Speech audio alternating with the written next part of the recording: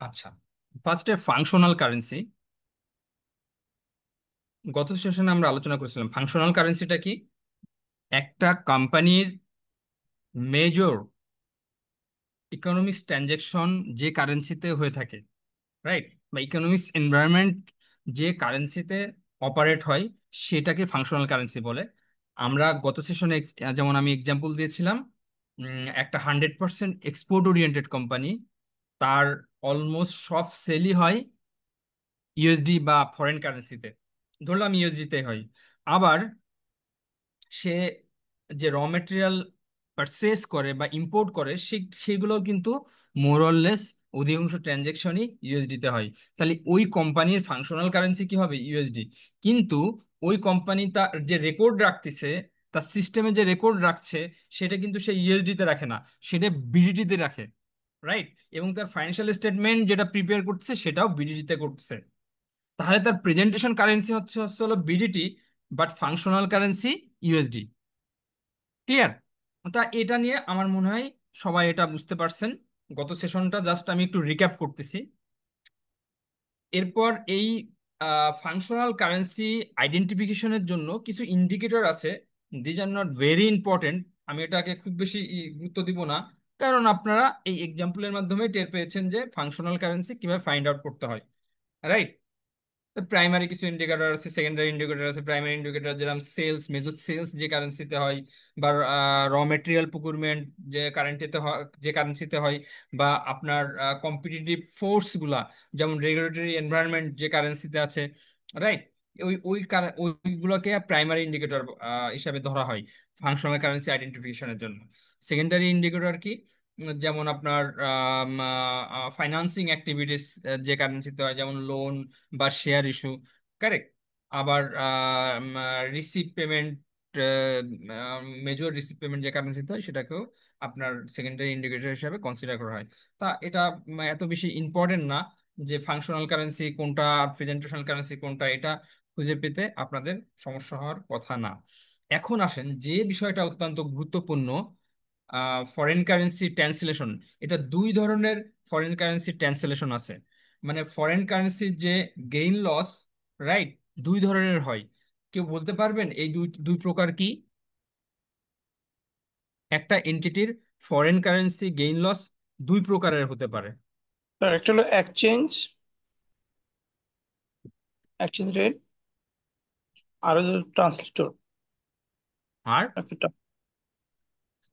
Trans হচ্ছে না, হচ্ছে না, প্লিজ লেট মি এক্সপ্লেন। আসলে এটার কারণ হচ্ছে হলো, আমি দেখতে পেয়েছি আপনাদের যে ম্যানুয়ালটা আছে, এই ম্যানুয়ালটা তে ফরেন কারেন্সি তেমন কিচ্ছু নেই। তা আমি একটা নোট তৈরি করে দেবো আপনাদের। এখানে তো আছেই, এই নোটটা আসলে একেবারে সংক্ষিপ্ত আকারে আছে। তা মোটামুটি এইটা ভেরি ইফেক্টিভ যদি এটা বুঝতে পারেন আপনারা। এছাড়াও ইলাস্ট্রেটিভ দিয়ে আমি একটা নোট আপনাদেরকে তৈরি করে দেবো, নো ওয়ারিস, যাতে আপনারা আরো একটু ভালো বুঝতে পারেন। ওকে, তাহলে আমি একটু এক্সপ্লেন করি। একটা কোম্পানির দুই ধরনের ফরেন কারেন্সি গেইন লস থাকতে পারে। একটা হলো ট্রানজেকশন গেইন লস, আর একটা হলো ট্রান্সলেশন গেইন লস। আপনারা মনে হয় ভুলে গেছেন, আমি বলেছি যে ক্লাসে মেজর যে এরিয়াগুলো, এগুলো নোট করে নিতে হবে, বুঝছেন। There are two types of foreign exchange gain loss. একটা হলো ট্রানজেকশন গেইন লস, আর একটা হলো ট্রান্সলেশন গেইন লস। এবং আমি খুব সুন্দর এক্সাম্পল বলেছিলাম ট্রানজেকশন গেইন লস কখন হয়, আর ট্রান্সলেশন গেইন লস কি, সেটাও খুব সুন্দর এক্সাম্পল বলেছিলাম। বাট আপনারা সামহাও কেন যেন ভুলে যান। তার মানে কি, ভুলে যাওয়ার এই টেন্ডেন্সি কিন্তু আপনাদের কমায় নিয়ে আসতে হবে। আমার তো এখনো অনেক কিছু মনে আছে যে সি এর ক্লাসগুলোতে আমাদের ভালো ভালো যে টিচাররা কি পড়িয়েছিল, এখনো মনে আছে, স্টিল মনে আছে। বিশ্ববিদ্যালয়তে কি পড়েছি, স্যাররা ভালো ক্লাস নিত যে স্যারগুলা, তাদের অনেক থিওরি মনে আছে। ভুলে গেলে তো হবে না, আজকে পড়ে কালকে ভুলে গেলে হবে না। ওকে, মনে রাখতে হবে। ওকে, ট্রানজেকশন গেইন লস হচ্ছে হলো, সাপোজ আপনার কোম্পানি হচ্ছে হলো এক্সপোর্ট করে, রাইট, 100% এক্সপোর্ট ওরিয়েন্টেড কোম্পানি। তা একটা ডেটে সেল করছে, ক্রেডিট সেল করছে। ক্রেডিট সেল করলে সে রেকর্ড করছে কি? Receivable debit, revenue credit, right. সে রেট নিয়েছে কি? ফরেন এক্সচেঞ্জ রেট নিয়েছে, এভারেজ রেট, লাস্ট 7 ডেজের এভারেজ রেট নিছে। সেটাকে ট্রান্সলেট করে সে রিসিভেবল ডেবিট রেভিনিউ ক্রেডিট করছে। আমি ধরে নিলাম $1 মিলিয়ন সেল করছে। যেদিন সেল করেছিল ওই দিন ফরেন এক্সচেঞ্জ রেট ছিল $1 ইকুয়াল টু 122 টাকা। তার মানে কি, সে 1 মিলিয়ন যদি সেল করে থাকে, তাহলে টাকায় সেটা রেকর্ড করছে 122 মিলিয়ন। 122 মিলিয়ন মানে কি 12,20,00,000 টাকা, রাইট? আমি মুখে মুখেই বলি, আপনারা অবশ্যই এটা ধরতে পারবেন, এটা কোনো কঠিন কোনো কিছু না। এখন এই রিসিভেবলটা এখনো সে টাকা পায়নি, 1 মাস পরে তার রিপোর্টিং ডেট আসছে। এখন ফরেন এক্সচেঞ্জ রেট চেঞ্জ হয়ে গেছে, চেঞ্জ হয়ে 125 টাকা হয়ে গেছে। $1 সমান সমান পার ডলারে তার গেইন আসছে কত? 3 টাকা করে গেইন আসছে। এখনো কিন্তু সে টাকাটা পায়নি, হয়তো পেয়ে যাবে কিছুদিনের ভিতর। ক্রেডিট পিরিয়ড ছিল আমি ধরে নিলাম 45 ডেজ, হোয়াট এভার। তাহলে এই যে 3 টাকা গেইন আসলো, এই গেইনটা এখনো রিয়েলাইজ হয়নি, বাট এটা কিন্তু ফরেক্স গেইন, রাইট? এই গেইনটাকে ট্রানজেকশন গেইন লস বলা হয়। আমার কথা কি বুঝতে পেরেছেন? Very simple. ট্রানজেকশনের ফলে, ট্রানজেকশন করে যে গেইন লস হচ্ছে, রাইট? সেল অথবা বাই, হোয়াট এভার, একটা ডেটে এটা করছেন আর একটা ডেটে ক্যাশ রিসিভ করছেন, তা দুইটা ডেটের এক্সচেঞ্জ রেট তো সেম না। অনুরূপভাবে আপনার যেমন রিসিভেবল আছে, অনুরূপভাবে পেয়েবেলের ক্ষেত্রে হতে পারে, তাই না? একটা জিনিস পারচেস করছেন একটা ডেটে, পেমেন্ট করছেন আর একটা ডেটে। পেমেন্ট তো আর বিডিটি তে করতে পারবেন না, পেমেন্ট করতে হবে ইউএসডি তে। আমার কথা কি বুঝতে পেরেছেন? তাহলে ট্রানজেকশন গেইন লস আমার মতে সবাই বুঝতে পেরেছেন, এটা না বুঝার কিছু না। জি তাহলে স্যার। ট্রান্সলেশন গেইন লসটা কি, কে বুঝাইতে পারবেন? Anyone? Translation gain loss. Sir, translation gain লসটা হলো যে, মানে যদি বাংলাদেশের কোনো একটা কোম্পানির, তাদের যদি মানে বাইরে কোনো একটা সাবসিডিয়ারি থাকে, তখন স্যার যে তাদের যে কনসোলিডেটেড যে অ্যাকাউন্টসটা প্রিপেয়ার করতে হয়, তো সেই অ্যাকাউন্টসটা প্রিপেয়ার করার সময় যে গেইন লসটা হয়, তখন স্যার এটাকে বলে হ্যাঁ, আহ, আপনার trans- কনসেপ্ট ঠিক আছে, বাট আর একটু সাজিয়ে বলতে হবে যে আমার যে ফরেন সাবসিডিয়ারি আছে, ওইটা তো আমার দেশের হোম কারেন্সিতে না। ধরলাম ফরেন সাবসিডিয়ারি, তার হোম কারেন্সি হচ্ছিল ইউএসডি, ইউএসএ Yes, তে sir. আমার একটা সাবসিডিয়ারি আছে। এখন তার ফাইন্যান্সিয়াল স্টেটমেন্ট তো ইউএসডি তে তৈরি করেছে, কারেক্ট?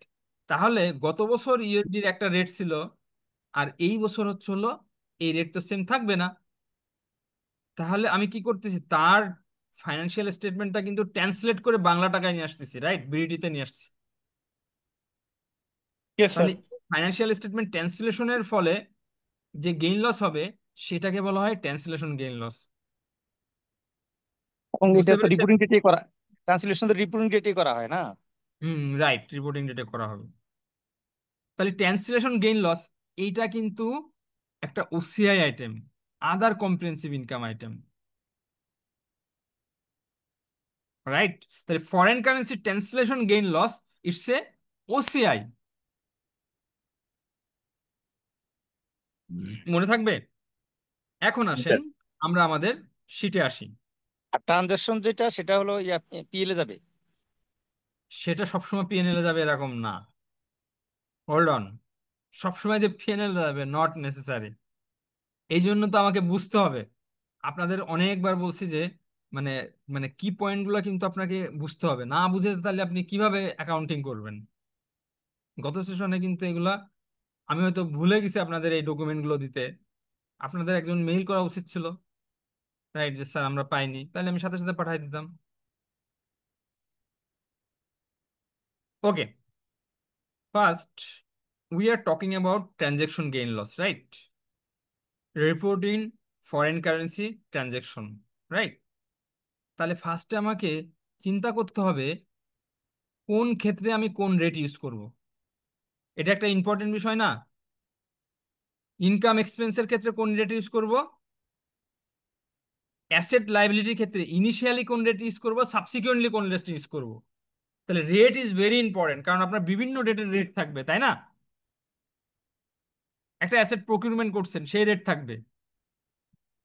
মাঝে রিভ্যালুয়েশন করছেন, সেখানে একটা রেট থাকতে পারে। এবার রিপোর্টিং ডেটে আর একটা রেট থাকতে পারে, হোয়াট এভার। তাহলে আপনাকে তো চিন্তা করতে আবার এভারেজ রেট থাকতে পারে। তাকে আপনাকে তো জানতে হবে যে আপনার কোন ক্ষেত্রে কোন রেট ইউজ করতে বলছে অ্যাকাউন্টিং স্ট্যান্ডার্ড।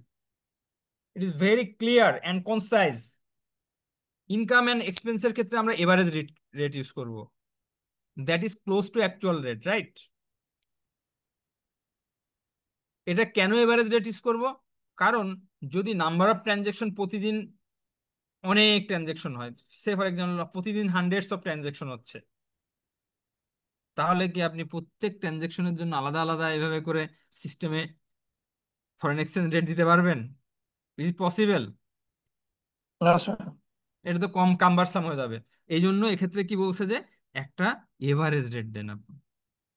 ওকে, monthly average rate then every মান্থে। যদি মান্থের ভিতরেও অনেক ফ্লাকচুয়েট করে ফরেন এক্সচেঞ্জ, তাহলে আপনি উইকলি দেন। আন্ডারস্টুড? তাহলে ইনকাম এক্সপেন্সের ক্ষেত্রে আমি কি করব? এভারেজ রেট ইউজ করব। আপনারা কিন্তু এগুলো ভুলে গেলে কিন্তু দেখবেন যখন ম্যাথ গুলো সলভ করবেন, অ্যাকাউন্টিং গুলো প্রবলেম গুলো সলভ করবেন, তখন কিছুই বুঝতেছেন না, যে স্যার এগুলো কি হলো, এগুলো তো বুঝতেছি না। একটু পরে আমি সলভ করবো, এক্সামের কোশ্চেন সলভ করবো, এক্সাম স্ট্যান্ডার্ড কোশ্চেন সলভ করবো। তাহলে ইনকাম এক্সপেন্সের ক্ষেত্রে কি করব? এভারেজ রেট ইউজ করব, that is close to actual rate. কেন এটা অ্যাকচুয়াল রেটের ক্লোজ হবে? যদি অ্যাকচুয়াল রেট থেকে অনেক ডিফার করে, তখন কি করতে হবে? অ্যাকচুয়াল রেটের কাছাকাছি যাতে আসে, সেই ক্ষেত্রে আমার ওই যে এভারেজ রেটের ডেসটা কমাই ফেলতে হবে, যেটা আমি একটু আগে বললাম। ফরেন এক্সচেঞ্জ যদি খুব বেশি ফ্লাকচুয়েট না করে, আপনি 6 মাসের এভারেজ নিতে পারেন, কোনো সমস্যা নেই। 6 মাসের ভিতরে তেমন কিছু কোনো ফ্লাকচুয়েটই করে না ফরেন এক্সচেঞ্জ, তাহলে কোনো প্রবলেম নেই, 6 মাসের এভারেজ নেন, রাইট? আবার যদি খুব বেশি ফ্লাকচুয়েট করে, যে অ্যাকচুয়াল রেটে যেতে গেলে আপনাকে নাম্বার অফ ডেজ অনেক কম নিতে হবে, তাহলে আপনি 1 মাসের নেন। ওকে, তাহলে আমরা জানলাম যে ইনকাম এবং এক্সপেন্সের ক্ষেত্রে এভারেজ রেট ইউজ করব। এবার আসেন অ্যাসেট লাইবিলিটির ক্ষেত্রে। অ্যাসেট লাইবিলিটির ক্ষেত্রে ইনিশিয়ালি তো আপনি ইনিশিয়ালি যে স্পট রেট, সেই স্পট রেটে অ্যাসেট লাইবিলিটিটা রিকগনিশন করেন, তাই না? Yes initially sir. স্পট রেটে ধরেন একটা অ্যাসেট কিনছেন, একটা প্রপার্টি কিনছেন, প্ল্যান কিনছেন, এটা ইনিশিয়ালি আপনার স্পট রেটে এটা রিকগনিশন করতেছেন,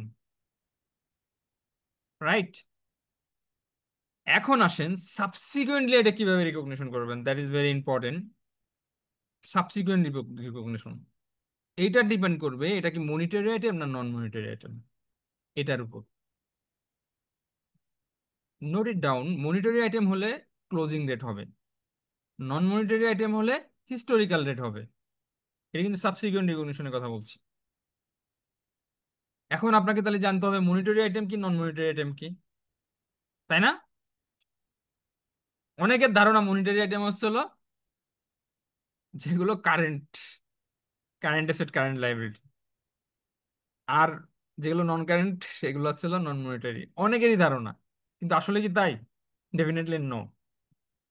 তাহলে আপনারা একজন বলেন যে মনিটরি মনিটরি আইটেম কোনগুলা, নন মনিটরি আইটেম কোনগুলা, প্লিজ।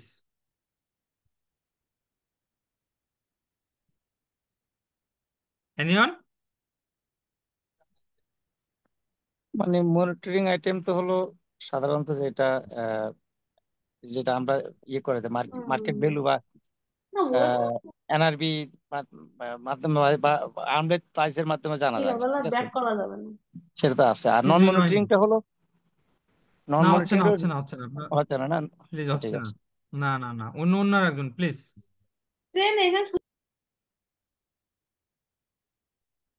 এনিওয়ান? যেটা ফিক্স থাকবে সেটা হলো যে মনিটারি আইটেম, লাইক হলো হ্যাঁ, বন্ড যদি, সরি, শুনতে পাইনি। যেটা রেটটা স্যার ফিক্স করা থাকবে সেইটা স্যার হলো ফরেন। অ্যামাউন্টটা ফিক্স থাকবে স্যার, ইজিলি ডিটারমাইন করা যায়।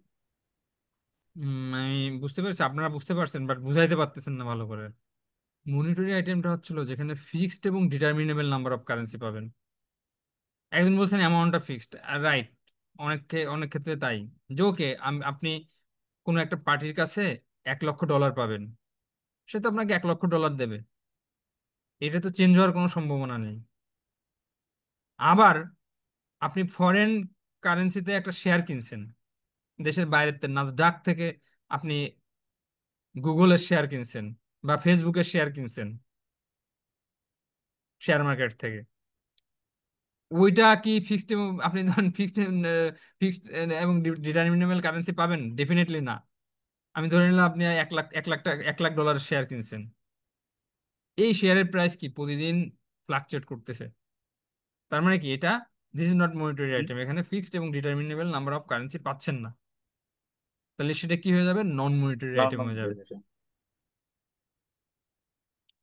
তা এটা দেখেন, অ্যাকাউন্টিং এর মুখস্থ করার কোনো জিনিস না তো, আপনাকে নিয়মগুলো জানতে হবে।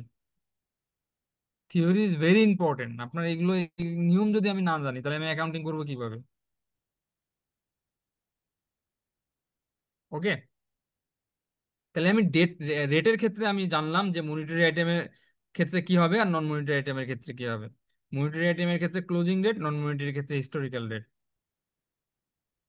এখন আইটেমটা মনিটরি হোক আর নন মনিটরি হোক, এই ক্ষেত্রে যদি কোনো রিমেজারমেন্ট হয়, রিভ্যালুয়েশন হয়, এনআরবি টেস্ট হয়, ইম্পেয়ারমেন্ট হয়, তখন কিন্তু স্পট রেট নিতে হবে। মানে ইম্পেয়ারমেন্ট টেস্ট করার সময় যে রেটটা থাকবে ওই রেটটা নিতে হবে। ক্লিয়ার? এখন আসেন, এটা তোগুলো কোন রেট কখন ইউজ করবেন জানলেন। তাহলে ট্রানজেকশন গেইন লসের ক্ষেত্রে গেইন বা লসটা কিভাবে দেখাবেন, কোথায় দেখাবেন? এটা কি পিএনএল এর নেট প্রফিটে হিট করবে নাকি ওসিআই তে যাবে? একটা কোশ্চিন থেকে যাই। এখন আমরা না বুঝেই আমরা এক একটা ট্রিটমেন্ট মনের মতো করে সাজাই ফেলি, কিন্তু এরকম করলে আপনার ভুল হয়ে যাবে। Note it down. কোনো মনিটারি আইটেম, যদি কোনো মনিটারি আইটেম হয় সেখান থেকে যদি কোনো ফরেন এক্সচেঞ্জ গেইন লস হয়, সেটা সবসময় প্রফিট প্রফিট অ্যান্ড লস অ্যাকাউন্টে যাবে। আমি বুঝাতে পেরেছি? মনিটারি আইটেমের ক্ষেত্রে ফরেন এক্সচেঞ্জ গেইন লস সবসময় কোথায় যাবে? পিএনএল অ্যাকাউন্টসে যাবে, অর্থাৎ নেট প্রফিটে হিট পড়বে।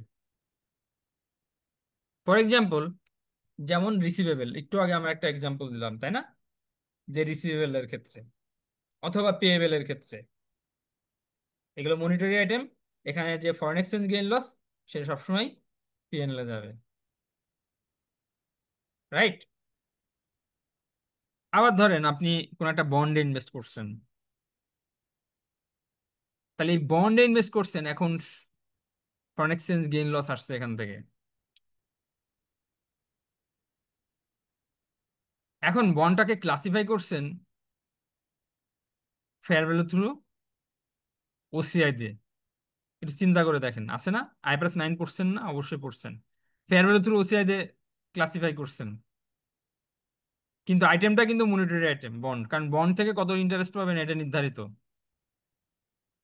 বন্ডটা যখন রিডিম করবেন সেই সময় কত ভ্যালু পাবেন সেটাও নির্ধারিত। রাইট? তাহলে এই যদি অবস্থা হয় তাহলে বন্ডের ফেয়ার ভ্যালু গেইন লস যেটা আসছে সেটা আবার ওসিআই তে যাচ্ছে। রাইট? কিন্তু এই বন্ডের থেকে যে ফরেন এক্সচেঞ্জ গেইন লস আসতেছে সেটা কোথায় যাবে?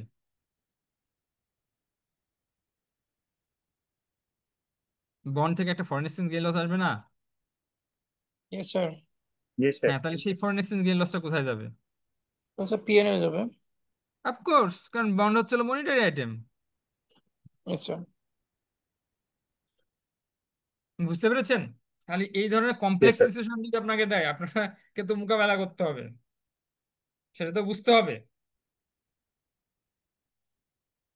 ধরেন আপনার সিঙ্গেল এন্টিটি ফাইন্যান্সিয়াল স্টেটমেন্ট আসলো একটা কোম্পানির, সেখানে বন্ডে ইনভেস্ট করছে, ফর এক্সাম্পল ফরেন বন্ডে ইনভেস্ট করছে, একেবারে একটা অ্যাডজাস্টমেন্ট দিয়ে দিয়েছে, ভেরি সিম্পল একটা অ্যাডজাস্টমেন্ট দিয়ে দিয়েছে। তখন তো আপনাকে বুঝতে হবে যে বন্ডের আগে ক্লাসিফিকেশন কি। তাহলে আইফারএস 9ও জানতে হবে আপনাকে ভালো করে, IAS 21ও জানতে হবে। বন্ডের ক্লাসিফিকেশন আগে দেখবেন যে ওকে এটা কোন কোন ক্লাসিফিকেশনে গেছে।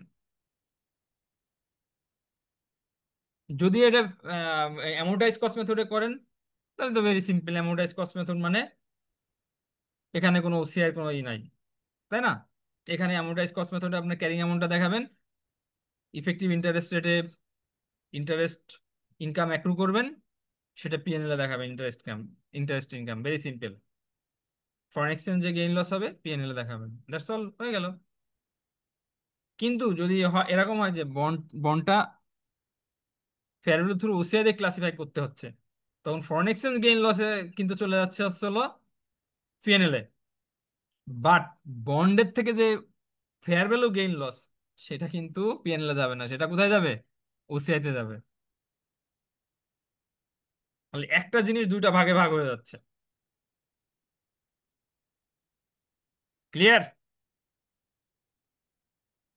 Yes sir. Okay, thank you. এখন আসেন non monetary item. Accounting standard non monetary আইটেমের ক্ষেত্রে আবার স্পেসিফিক নিয়ম দিয়ে দিয়েছে। নন মনিটারি আইটেমের ক্ষেত্রে বলছে যে আইটেমটা থাকবে, ওই আইটেমের গেইন লস যেখানে যাবে, ফরেন এক্সচেঞ্জের গেইন লসও সেখানে যাবে। Very simple. আইটেমের গেইন লস যেখানে যাবে, ফরেক্সের গেইন লসও সেখানে যাবে নন মনিটারির ক্ষেত্রে। তাহলে আমি একটা সিম্পল একটা এক্সাম্পল দিই, তাহলে আপনারা বুঝতে পারবেন। ধরেন বেক্সিমকো লিমিটেড বা বেক্সিমকো ফার্মা।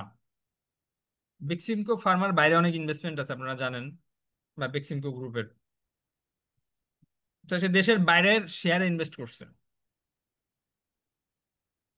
কয়েক ধরনের শেয়ার কিনছে। একটা শেয়ার হচ্ছিল সে কিনছে লং টার্ম ধরে রাখার জন্য, নাসডাক থেকে শেয়ার কিনছে অথবা লন্ডন স্টক এক্সচেঞ্জ থেকে শেয়ার কিনছে। একটা হচ্ছিল সে লং টার্ম ধরে রাখার জন্য কিনছে। আর কিছু শেয়ার কিনছে সে হেল্প ফর ট্রেডিং, মানে শর্ট টার্মে সে সে গেইন করবে সেই জন্য। তাহলে দেখেন ক্লাসিফিকেশন কিন্তু দুইটার জন্য দুই রকম। একটার জন্য হলো ফেয়ার ভ্যালু থ্রু ওসিআই, আরটা হলো ফেয়ার ভ্যালু থ্রু পিএনএল, তাই না? যেটা ফেয়ার ভ্যালু থ্রু ওসিআই, ওইটা বন্ড থেকে যে গেইন লস করবেন সেটা কোথায় যাবে? ওসিআই তে যাবে, রাইট? কিন্তু ওইটার ফরেন এক্সচেঞ্জের গেইন লস সেটাও কোথায় যাবে? সেটাও ওসিআই তে যাবে। ক্লিয়ার? আর যেটা আপনি হেল্প ফর ট্রেডিং শর্ট টার্মের জন্য কিনছেন, সেটা শেয়ার থেকে যে গেইন লস হচ্ছে সেটা কোথায় যাচ্ছে? পিএনএল এ স্যার। পিএনএল। পিএনএল এ যাচ্ছে। তাহলে এখানে ফরেন এক্সচেঞ্জের যে গেইন লস হবে সেটাও পিএনএল এ যাবে। তাহলে যারা শুরুতেই মনে করছিলেন যে স্যার এই ট্রানজেকশন গেইন লস হলেই পিএনএল এ যাবে সব, তাহলে ওটা কারেক্ট না। ওসিআই তেও যেতে পারে। It depends on is it monetary item আর নন মনিটারি আইটেম, এটার উপর ডিপেন্ড করতেছে। ক্লিয়ার? সবাই কি ক্লিয়ার? জি স্যার। একটু পরে কিন্তু কোশ্চিন সলভ করব। একটা হলো রেট কখন কোনটা ইউজ করবেন, আর একটা হচ্ছে গেইন লস কিভাবে দেখাবেন। এখানে কিন্তু কমপ্লেক্সিটির কোনো কিছু দেখছি না আমি, very straightforward and clear. যেমন রিসিভেবল পেয়েবল ইনভেন্টরি। ইনভেন্টরি তো আবার non monetary item. Receivable payable, loan note, ডিবেঞ্চারে ইনভেস্টমেন্ট, এইগুলো সব মনিটারি আইটেম। সুতরাং এই মনিটারি আইটেমের থেকে আমার যে গেইন লস আসবে, ফরেক্স গেইন লস আসবে, সেটা সবসময় পিএনএল এ যাবে। আর নন মনিটারি আইটেমের ক্ষেত্রে ডিপেন্ড, যে আইটেমে ইনভেস্ট করছেন বা যে আইটেমের সাথে রিলেটেড ফরেন এক্সচেঞ্জ, ওই আইটেমের গেইন লস যদি ওসিআই তে যায়, ফরেক্স এর গেইন লসও ওসিআই তে যাবে। আইটেমের গেইন লস পিএনএল এ গেলে ফরেক্স এর গেইন লসও পিএনএল এ যাবে। That's all. এখানে যে মনিটারি আইটেম কি নন মনিটারি আইটেম কি সব বলা আছে। তারপরে দেখেন, একটু আগে আমি একটা এক্সাম্পল দিলাম যে ফরেন কোন একটা বন্ডে ইনভেস্ট করছেন, রাইট? ওকে। তা সেখানে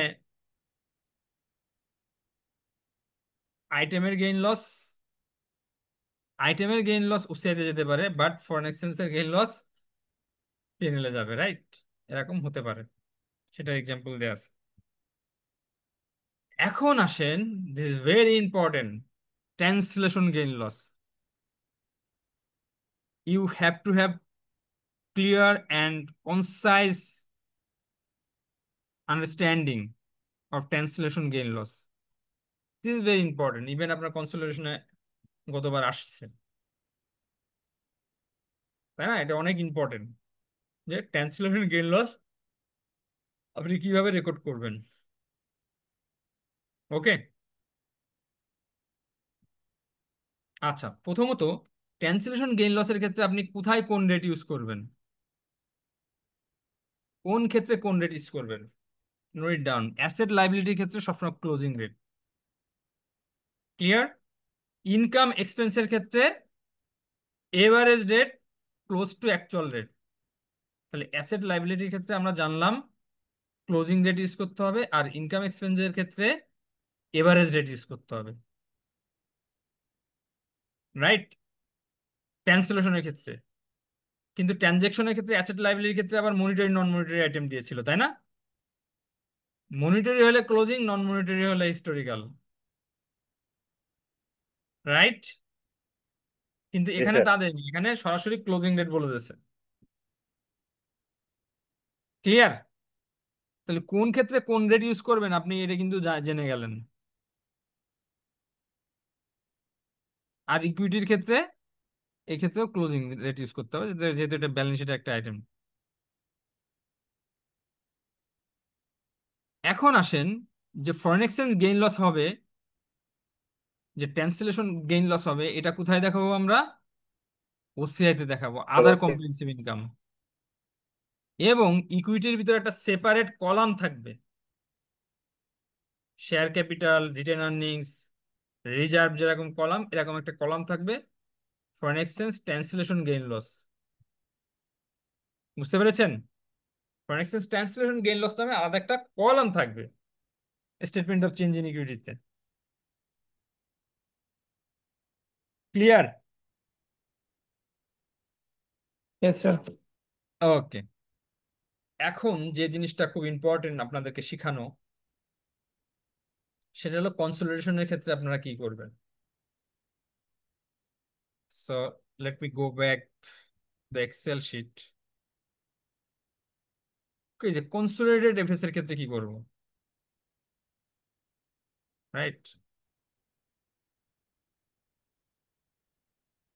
কনসোলিডেটেড এফএস, রাইট?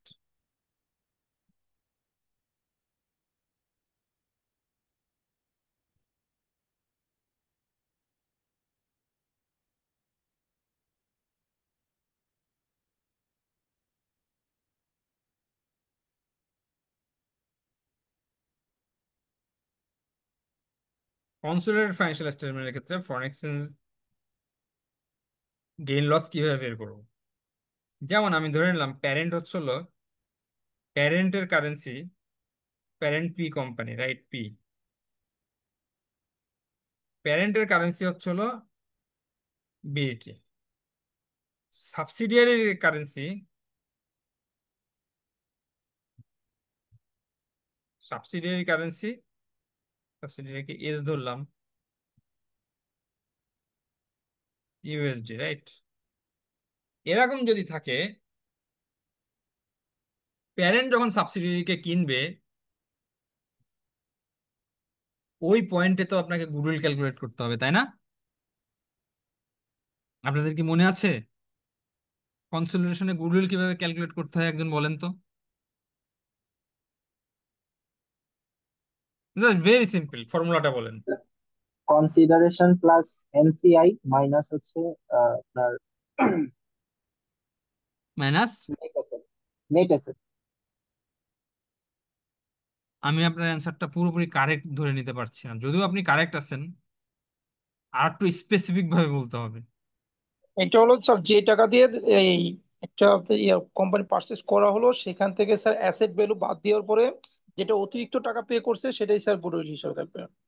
না, আপনাদের কনসেপ্ট ঠিক আছে, কিন্তু আমি স্পেসিফিক অ্যান্সার কেন চেয়েছি আমি আমি এখন দিই, বলি শুনুন। স্যার ফর্মুলাটা একটু বলবো প্রথমে, স্যার? হ্যাঁ স্যার বলেন। ফর্মুলাটা এরকম দাঁড়াবে হচ্ছে কনসিডারেশন ট্রান্সফার প্লাস হচ্ছে NCI of net asset minus হচ্ছে net asset acquire. Net asset, acquire. আচ্ছা, আমি এখন বলি একটু শুনেন। Consideration transfer, okay, that is correct. Non controlling interest add হবে, তাহলে কি হলো, টোটাল কোম্পানির ভ্যালু পাওয়া গেল, অর্থাৎ কোম্পানিটা কিনতে মানুষ কত টাকা দিতে চায় right? Value of the company পেলেন। এর থেকে বাদ দেবেন হচ্ছিল fair value of net asset of subsidiary. আপনারা কিন্তু ফেয়ার ভ্যালু কথাটা উল্লেখ করেননি। আপনি সাবসিডিয়ারির এই যে দেখবেন, যে ব্যালেন্স দেখবেন, এটা যদি ডাইরেক্ট নিয়ে নেন তাহলে কিন্তু বিপদ। আপনাকে ফেয়ার ভ্যালু অ্যাডজাস্টমেন্ট দেখতে হবে যে কি কি বলছে। Is my understanding correct? Sir fair value বলতে কি স্যার ওদের যেটা ক্যারিং অ্যামাউন্ট আছে সেইটা? না, না, না, না। যেটা ক্যারিং অ্যামাউন্ট আছে ওটাই ফেয়ার ভ্যালু যদি হতো তাহলে কি আমি এটা বলতাম? স্যার সবসময় ক্যারিং কি স্যার অ্যামাউন্ট ফেয়ার আর ভ্যালুটাকে পাওয়া যাবে? স্যার এটা, হ্যাঁ, সরি, স্যার ফেয়ার ভ্যালুটাকে পাওয়া যাবে সবসময় সব কোম্পানির জন্য? বলে দেওয়া কি থাকবে। করে আপনার যে নোটসে বলে দেওয়া থাকবে, অ্যাডজাস্টমেন্টে বলে দেওয়া থাকবে যে আপনার ট্রায়াল ব্যালেন্সে যে ভ্যালুগুলো দেওয়া আছে এইটাই হচ্ছিল সবগুলোর fair value except property plan equipment, তারপর ল্যান্ড, বিল্ডিং, রাইট, এইগুলো বাদে সেইগুলোর ফেয়ার ভ্যালু আপনার দিয়ে দিল। আপনি কি বুঝতে পেরেছেন? আপনাকে কিন্তু ফেয়ার ভ্যালুটা নিতে হবে। কিছু যদি না বলা থাকে তাহলে ওই যেটা পরীক্ষা, যেটা আপনার কোশ্চেনে দিয়ে দেওয়া থাকবে ওইটাই ফেয়ার ভ্যালু। হুম। বুঝতে পেরেছেন? জি স্যার। স্যার? বাট বাস্তব লাইফে আপনাদেরকে বলি, যখন একটা কোম্পানি আর একটা কোম্পানিকে কিনে, মাস্ট যে কোম্পানিকে কিনবে সেই কোম্পানির আলাদা সে কি করে, সে পুরো ভ্যালুয়েশন করায় নেয়, সব সব অ্যাসেট লাইবিলিটির ভ্যালুয়েশন করায় নেয়। এবং প্রত্যেকটা সেল বাইতেই কিন্তু এরকম হয়। Each and every company sell বাইতে এইভাবে ফেয়ার ভ্যালু নির্ধারণ করে নেওয়া হয়। ব্রেকআপ বুঝতে এসেছে না, পেরেছেন? বলেন। মানে সেট বাইটা ব্রেকআপ এসেছে বাইর করে, কি ব্রেকআপ বেসিসে বের করে? মানে অ্যাসেট লাইবিলিটি ব্রেকআপ এসেছে বাইর করে, যে মানে নেট রিলেজেবল মানে এনআরবি কত প্রত্যেকটা নাকি? হুম, এইভাবে এইভাবে শিখলে হবে না, আপনাকে বলতে হবে fair value. Breakup basis, this is totally different concept.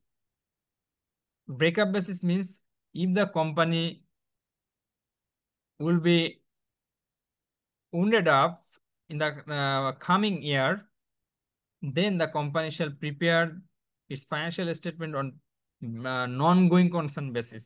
Non-going concern basis মানে ব্রেকআপ বেসিস। আমার কথা কি বুঝতে পেরেছেন? জি তখন কি জি সবগুলো বুঝতে fair? পারছি। তখন সবগুলো ফেয়ার ভ্যালুতে না, আবার ভুল করতেছেন। তখন হচ্ছিল সব অ্যাসেট, নন কারেন্ট অ্যাসেট এবং নন কারেন্ট লাইবিলিটি কারেন্ট লাইবিলিটি দেখাইতে হবে সব। ফেয়ার ভ্যালু কনসেপ্ট কিন্তু ওখানে না, বারবার আপনারা ভুল করছেন। ফেয়ার ভ্যালু কনসেপ্ট হচ্ছিল একটা কোম্পানি যখন আর একটা কোম্পানিকে কিনে নিবে জি স্যার। তখন হচ্ছিল সে তার অ্যাসেট লাইবিলিটি গুলোতে ফেয়ার ভ্যালুতে নির্ধারণ করবে। ব্রেকআপ বেসিস তো ভাই ভিন্ন জিনিস, অপ্রাসঙ্গিক একটা জিনিস নিয়ে আসলেন যেটার সাথে এটার কিন্তু ই না।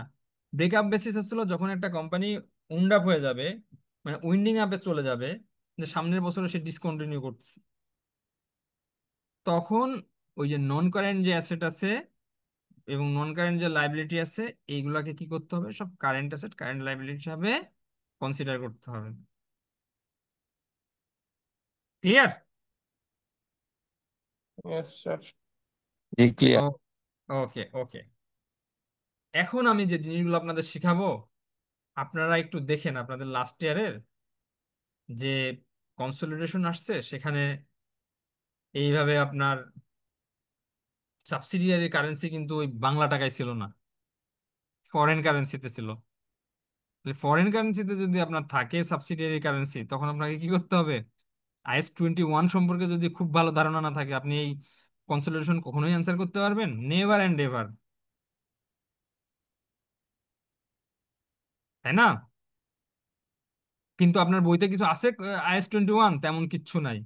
আপনি কি বলতে পারবেন যে বইতে খুব বেশি আলোচনা নেই এই জন্য আমি অ্যান্সার করতে পারিনি, আমাকে পাশ করায় দাও? বলতে পারবেন না। আমরা কিন্তু আপনাদেরকে শিখাই দিচ্ছি। এখন আপনি ক্লাসে অ্যাটেন্ড করলেন না সেটা কিন্তু আপনার বিষয়, এবং আপনাদেরকে ম্যাটেরিয়ালও দিয়ে দেওয়া হবে।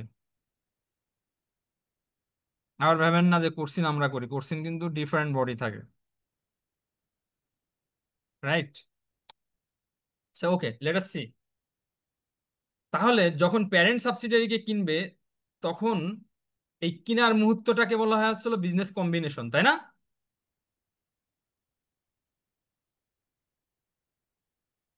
Business combination, IFRS 3।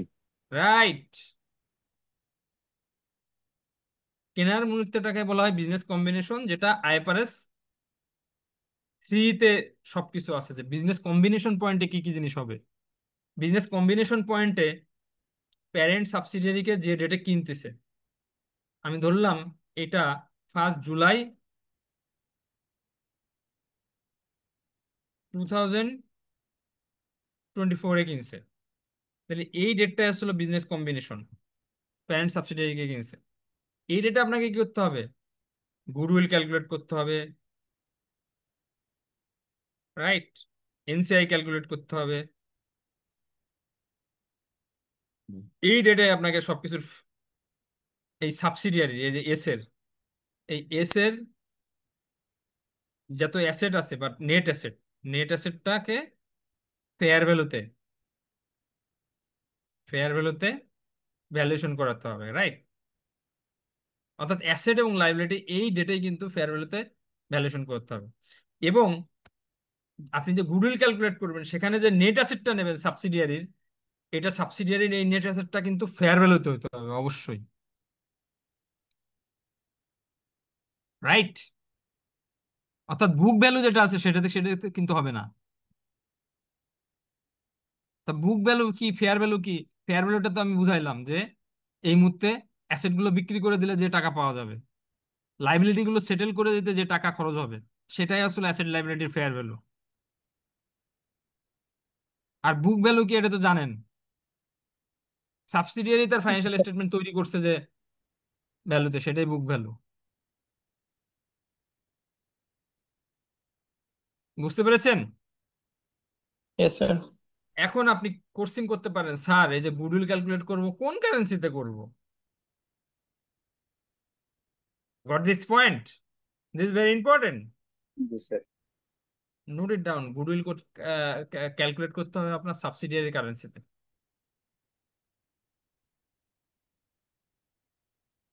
Subsidiary কারেন্সিতে goodwill calculate করতে হবে। প্যারেন্ট যখন সাবসিডিয়ারিকে কিনবে, সে কিন্তু তার কারেন্সিতে টাকা দিলে হবে না, সে যে দেশে আছে ওই দেশের কারেন্সিতে তাকে টাকা দিতে হবে ডেফিনেটলি। তাহলে সাবসিডিয়ারি কারেন্সিতে আমাকে গুডউইল ক্যালকুলেট করতে হবে,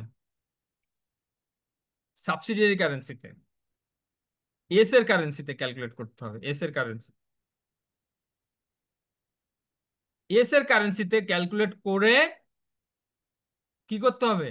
এরপরে সেটাকে ট্রান্সলেট করে নিয়ে যেতে হবে প্যারেন্টস এর কারেন্সিতে।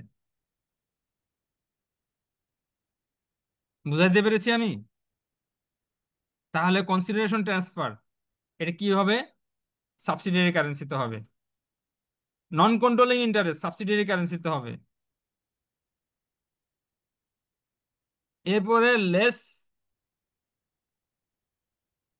সাবসিডিয়ারি নেট অ্যাসেটের যে ফেয়ার ভ্যালু, সাবসিডিয়ারি কারেন্সিতে হবে ডেফিনেটলি।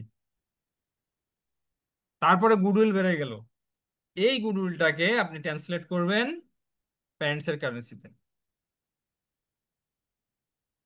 আমাকে জিজ্ঞাসা করতে পারেন, কনসোলিডেট স্যার, স্যার কোন রেট দিয়ে ট্রান্সলেশন কনসোলিডেট হবে? কোন রেট দিয়ে ট্রান্সলেশন হবে? অ্যাকুইজিশন ডেটে। Absolutely correct. এই যে 24 জুলাই 2024 সালে যে রেট থাকবে, ওই রেটে, স্পটে যে রেট থাকটা আছে, অ্যাকুইজিশনের দিনে যে রেটটা, সেটা। এখন আসেন, এই গুডউইল আপনাকে রিপোর্টিং ডেটে তো যেতে হবে, তাই না? আমি ধরে নিলাম 31 ডিসেম্বর রিপোর্টিং ডেট ছিল 2024। এই রিপোর্টিং ডেটে যে কনসোলিডেটেড ফাইন্যান্সিয়াল স্টেটমেন্ট আপনি তৈরি করতেছেন, কনসোলিডেটেড ফাইন্যান্সিয়াল স্টেটমেন্ট তৈরি করতে হবে, তাই না? রিপোর্টিং ডেট, এভরি রিপোর্টিং ডেটে। এইটা তৈরি করবেন হচ্ছে হলো আইফারএস 10 অনুযায়ী, তাই না? কি বলেন? জি স্যার। আইফারএস 10 অনুযায়ী,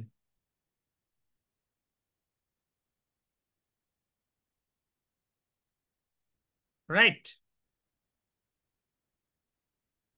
আইফারএস 10 অনুযায়ী আপনি তৈরি করবেন। তখন ইনিশিয়ালি যে গুডউইল আপনি রিকগনিশন করছেন সেটা কিন্তু 1 জুলাই 2024 সালের ফরেন এক্সচেঞ্জ রেট নিছেন।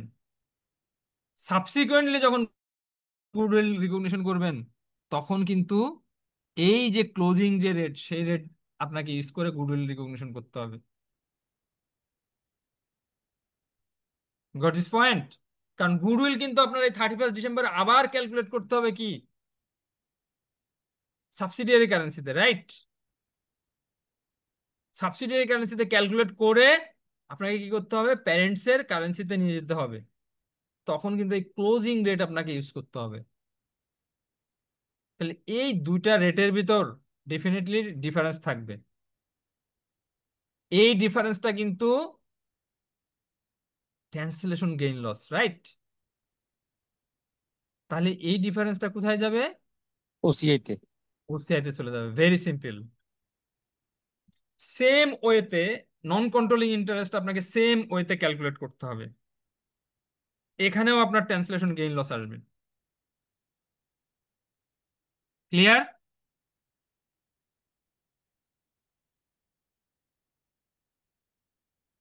তাহলে আপনার যদি ফরেন কারেন্সিতে আপনার কনসোলিডেশন দেয়, এটা ভয় পাওয়ার কিচ্ছু নেই। আপনি 100% সবকিছু ঠিক হতে হবে নট নেসেসারি। 95% ঠিক করেন, আপনি 95% মার্ক পাবেন, বিলিভ মি। কিন্তু ফরেন কারেন্সিতে কনসোলিডেশন দিলে আই বিলিভ 20% স্টুডেন্টও মানে অ্যান্সার করতে পারবে কিনা সন্দেহ।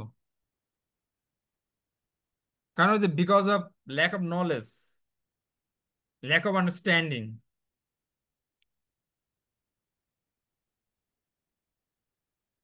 ওকে, তাহলে আমি নন কন্ট্রোলিং ইন্টারেস্টও কি করব, সাবসিডিয়ারি কারেন্সিতে ক্যালকুলেট করব, রাইট? Yes, sir. ক্যালকুলেট করে ট্রান্সলেট করে নিয়ে যাব। আমার তো ফার্স্টে preliminary non non controlling interest কোন ডেটে ক্যালকুলেট করতে হয়? অ্যাকুইজিশন ডেটে, রাইট? অর্থাৎ 1 জুলাই, তাই না? এরপরে সেটাকে রিপোর্টিং ডেটে নিয়ে যেতে হয়। বুঝাতে পেরেছি? তাহলে 1 জুলাই আপনি ক্যালকুলেট করছেন, এরপরে রিপোর্টিং ডেটে নিয়ে গেলেন। দুইটা রেটের ভিতর অবশ্যই একটা পার্থক্য থাকবে, সেটাই translation gain loss. Correct? Yes, sir. Yes, sir. Okay, so I think এই ইস্যুগুলো সব এখানে আছে, আপনারা একটু দেখেন। হ্যাঁ, goodwill and fair value adjustment, right? এখন আসেন intra group trading transaction. Intra group trading transaction তার মানে কি? Inter company transaction, right? Parent সাবসিডিয়ারির ভিতর, মানে এই প্যারেন্ট আর সাবসিডিয়ারির ভিতর কিছু ট্রানজেকশন হয়েছে। তাহলে প্যারেন্ট সাবসিডিয়ারির ভিতর যে ট্রানজেকশন হয়েছে আপনি এগুলো কি করেন? ইলিমিনেট করে দেন, রাইট? ইলিমিনেট করে দেন না? জি। এলিমিনেট হচ্ছে, আচ্ছা, হয়ে যায়। সাপোজ প্যারেন্টের জন্য যদি কোনো কিছু রিসিভেবল থাকে এআর, ওই জিনিসটা সাবসিডিয়ারির জন্য কি হবে? এপি। জি, স্যার। তাহলে এই এপি আর এআর নালিফাই হয়ে যাবে দুইটাই। ইয়েস। Yes sir. কিন্তু কি জানেন এই ক্ষেত্রে ফুল নালিফাই হবে না এই সাবসিডিয়ারিটা যদি ফরেন কারেন্সিতে থাকে। রেটের তারতম্য থাকবে স্যার। হ্যাঁ, রেটের কারণে দুই রেট। রাইট, বুঝে ফেলছেন আপনারা। আপনি যখন এই এপি এআর যে দিনে ক্রিয়েশন হয়েছে ওই দিনের স্পট রেটে কিন্তু রেকর্ড হয়েছে, তাই না? ওই দিনের স্পট রেটে রেকর্ড হয়েছে এপি এআর। জি স্যার। আপনি যখন এই রিপোর্টিং ডেটে যাবেন, ওই রিপোর্টিং ডেটে ওই দিনের স্পট রেট থাকবে না, ডিফারেন্ট একটা স্পট রেট হবে, ডিফারেন্ট একটা রেট হবে ক্লোজিং রেটে। তাহলে ক্লোজিং রেটে যা দেখতেছেন, যার যে এপি ক্যালকুলেট করছে তারটাই কোনো সমস্যা নেই, কারণ তারটা তো আর ফরেন কারেন্সির কোনো বিষয় নেই, রাইট? আমি ধরে নিলাম এপি সে ইউএসডি, তার আহ, আমি ধরে নিলাম 4 লাখ ছিল, ওকে। এ তো এখানে বাংলা টাকায় ক্যালকুলেট করছে, তাই না? 4 লাখ মানে সে টাকা, আমি ধরে নিলাম 4.8 crore, CR, right? CRO, crore, CR দিলাম, ক্রোর। তাহলে 4.8 ক্রোর সে এটাই করছে। কিন্তু রিপোর্টিং ডেটে যে দেখেন সে কি করতেছে, রিপোর্টিং ডেটে যে যখন এইটাকে ট্রান্সলেট করে নিয়ে আসবে, তখন একটা ট্রান্সলেশন গেইন লস আসবে, রাইট? ইয়েস তখন স্যার। জি একটা, স্যার।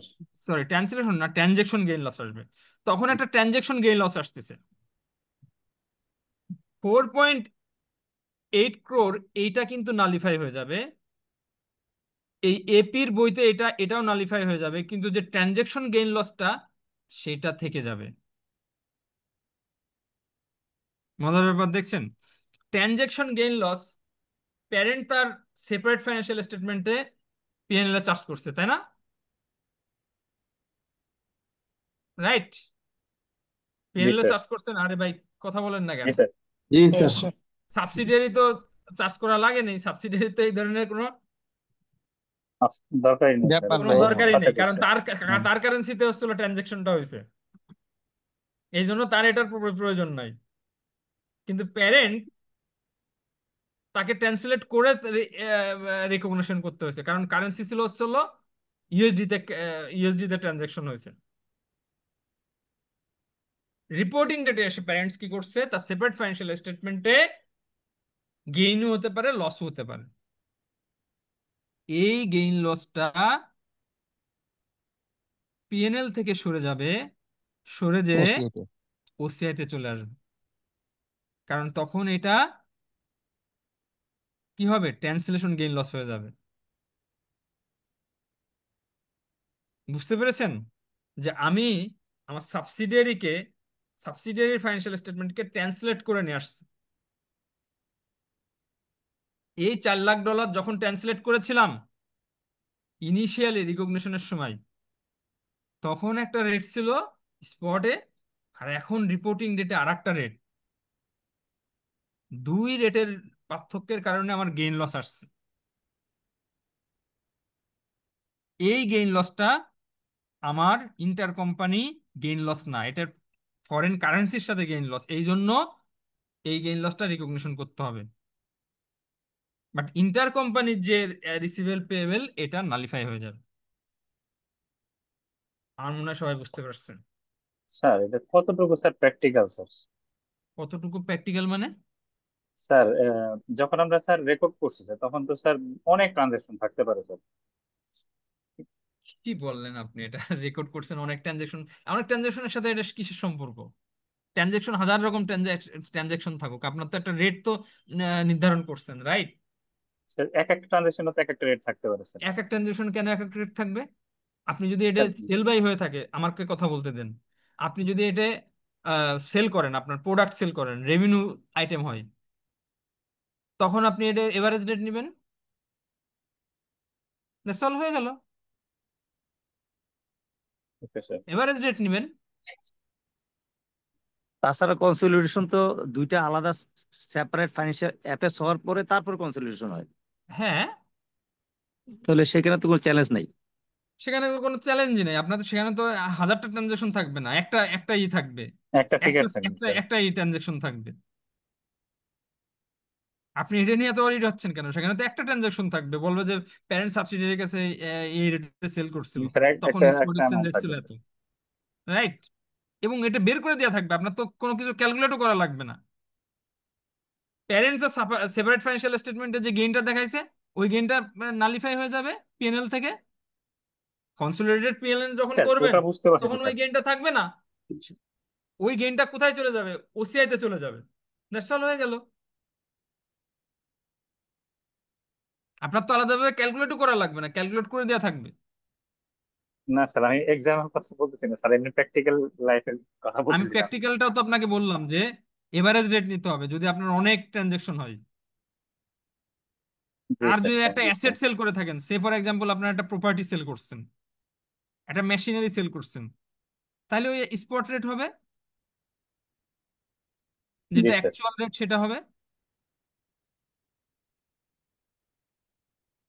ওকে, জি স্যার, বুঝতে পারছি স্যার। আন্ডারস্টুড। তাহলে আমরা ফরেন এক্সচেঞ্জের যে কোনো প্রবলেম দিলে ইনশাল্লাহ চেষ্টা করব কারেক্টলি অ্যান্সার করার। ওকে, এখন আসেন, এইটা তো গুলো কিলো আমার এক্সেপশন আইটেম গুলা। এছাড়া জেনারেল যে আইটেম আছে, সাবসিডিয়ারির যত অ্যাসেট আছে, রাইট, লাইবিলিটি আছে, এইগুলা কি করবেন? এইগুলোর থেকে গেইন লস কিভাবে ক্যালকুলেট করবেন? Very important. তাহলে অ্যাসেট গুলোর যে ক্লোজিং ব্যালেন্স থাকবে, লাইবিলিটির যে ক্লোজিং ব্যালেন্স থাকবে, এইটাকে গত বছরের যে ফরেন এক্সচেঞ্জ রেট ছিল, লাস্ট ইয়ারের যে ফরেন এক্সচেঞ্জ রেট ছিল, ওইটা হচ্ছিল ওপেনিং, এই বছরের ওপেনিং, রাইট? তাহলে ওই ওপেনিং ফরেন এক্সচেঞ্জ রেট দিয়ে একবার ট্রান্সলেট করবেন, আর একবার ক্লোজিং ফরেন এক্সচেঞ্জ রেট দিয়ে আর একবার ট্রান্সলেট করবেন। দুইটা রেটের কারণে ফিগার দুই রকম আসবে। আমার কথা কি বুঝতে পেরেছেন? ধরেন অ্যাসেট এ এর ভ্যালু ছিল 1 million, right? USD 1 million.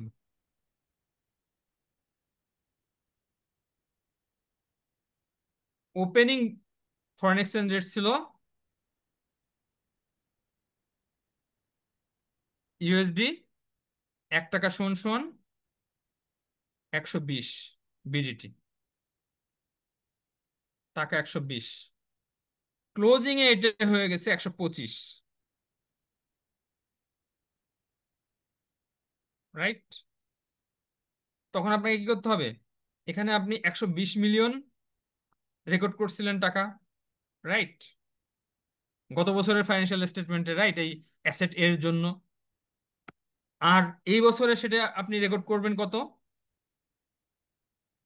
125। 125 million, right? জি স্যার। তাহলে জি এখানে স্যার। ট্রান্সলেশন গেইন লস কিন্তু টাকা 5 মিলিয়ন হবে। আন্ডারস্টুড? জি স্যার। স্যার একটা প্রশ্ন আছে। হ্যাঁ, অবশ্যই। স্যার, এইটা তো তাহলে ইন্ডিভিজুয়াল অ্যাসেট ধরে করতে হবে মনে হয়, কারণ হলো যে অবশ্যই এডিশন। ইন্ডিভিজুয়াল, আপনার আপনার কিন্তু ওই ব্যালেন্স শিটে ইন্ডিভিজুয়াল অ্যাসেট তো লাগবে না, ব্যালেন্স শিটে ক্যাপশন দেওয়া থাকবে। ব্যালেন্স শিটে ক্যাপশন দেওয়া থাকবে না? প্রপার্টি প্ল্যান ইকুইপমেন্টের ক্যাপশন দেওয়া থাকবে। জি স্যার। আচ্ছা, কারণ যে প্রতি বছর তো এডিশনও হতে পারে আবার ডিসপোজও হতে পারে, এই জন্য না না, বলছিলাম। এডিশন ডিসপোজ নিয়ে আপনাকে চিন্তা করা লাগবে না। আপনাকে চিন্তা করতে হবে হচ্ছে হলো এই বছরের ক্লোজিং এ যেটা আছে না, এই বছরের ক্লোজিং এডিশন নিয়ে চিন্তা করলে, এই বছরের ক্লোজিং এ যেটা আছে ওইটা দিয়েই করতে হবে। মানে আপনার রিটার্ন অন ভ্যালু, আপনার রিটার্ন অন ভ্যালু। এই যে, হ্যাঁ, এই যে 1 মিলিয়ন না, এটা হচ্ছে হলো কারেন্ট ইয়ারের ক্লোজিং। এই কারেন্ট ইয়ারের ক্লোজিং এ দুইটা রেট দিয়ে আপনি ট্রান্সলেট করবেন, একটা হলো এখানে ওপেনিং ওপেনিং ভ্যালুটা এক্সচেঞ্জ চারটা রেট, মনে আর একটা হলো ক্লোজিং এক্সচেঞ্জ রেট। বুঝতে পেরেছেন? ওকে স্যার, তার ভ্যালুটা মানে একটাই। আমি স্যার আরে একটু ভাই, ক্লিয়ার স্যার, যে এত মানে আমার এত কঠিন করতেছেন কেন প্লিজ? আমাকে বলতে দেন, তাহলে সবাই বুঝতে পারবেন, আর নাহলে বুঝতে পারবেন না নিজেরা কথা বললে।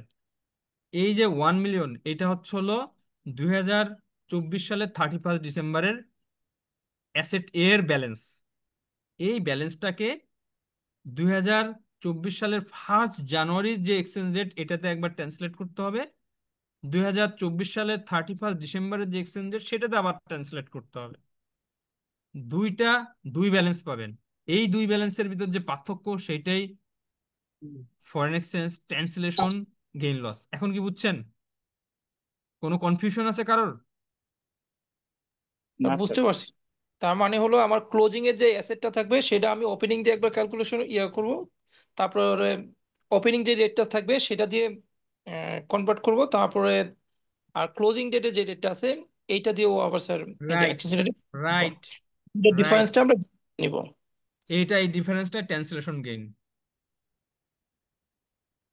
এটা যাবে consolidate OCI. Right, translation gain. যেহেতু অ্যাসেট অ্যাসেট বাড়ছে সেহেতু গেইন হয়েছে, ওসিআই তে চলে যাবে। ওসিআই তে যাওয়া মানে স্টেটমেন্ট অফ চেঞ্জ ইন ইকুইটিতে আসছে, আবার ব্যালেন্স শিটে ইকুইটির ভিতরে যাচ্ছে। That's all. ক্লিয়ার? জি স্যার। অনুরূপভাবে লাইবিলিটির ক্ষেত্রেও সেম। লাইবিলিটির ক্ষেত্রেও সেম। তাহলে আমার রিপোর্টিং ডেটে কিন্তু এই ভ্যালুটা আমি নিব। রাইট?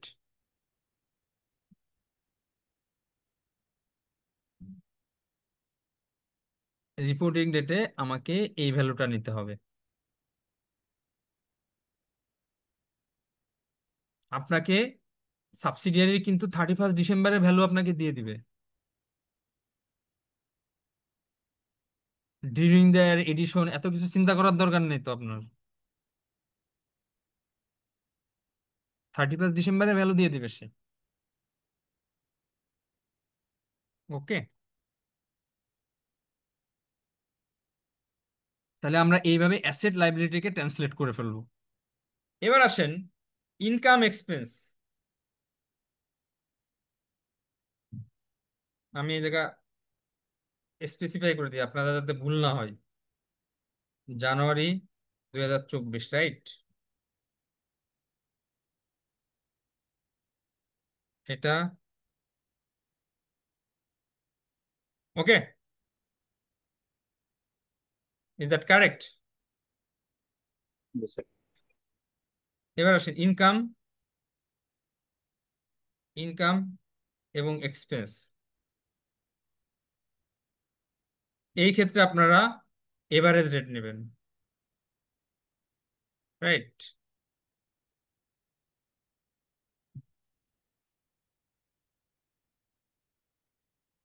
এটার ক্ষেত্রে ক্লোজিং রেট,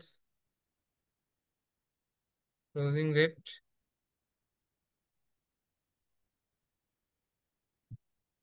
এটাও ক্লোজিং রেট, আর এইগুলোর ক্ষেত্রে এভারেজ রেট নেবেন। Average rate, right? Average rate. That's all, হয়ে গেল। এই যে সাবসিডিয়ারির যে রেভিনিউ থাকবে ওই রেভিনিউটাকে এভারেজ রেট ইউজ করে কনসোলিডেটেড ফাইন্যান্সিয়াল স্টেটমেন্টের রেভিনিউতে নিয়ে আসবেন। এই প্যারেন্টের রেভিনিউর সাথে অ্যাড হয়ে যাবে ওটা। হয়ে গেল রেভিনিউ। অনুরূপভাবে সিওজিএস যেটা থাকবে সেটাও এভারেজ রেট দিয়ে ট্রান্সলেট করে নিয়ে আসবেন।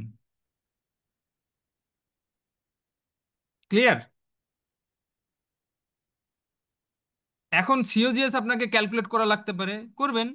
সিওজিএস তাহলে সাবসিডিয়ারি কারেন্সিতে আগে ক্যালকুলেট করে নেবেন, ক্যালকুলেট করে তারপরে আপনি ট্রান্সলেট করে নেবেন, এভারেজ রেট দিয়ে ট্রান্সলেট করে নেবেন। দ্যাটস অল, হয়ে গেল। অন্যান্য এক্সপেন্স আপনার ডাইরেক্ট দেওয়া থাকবে, আপনার ক্যালকুলেশনের কোনো দরকার নেই। সেটা তাহলে ওইভাবে ওইভাবে এভারেজ রেট ইউজ করে সব ট্রান্সলেট করে নেবেন। আদার ইনকাম টিনকাম যা থাকবে এভারেজ রেট দিয়ে ট্রান্সলেট করে নেবেন। তাহলে আপনি কি হলো, consolidated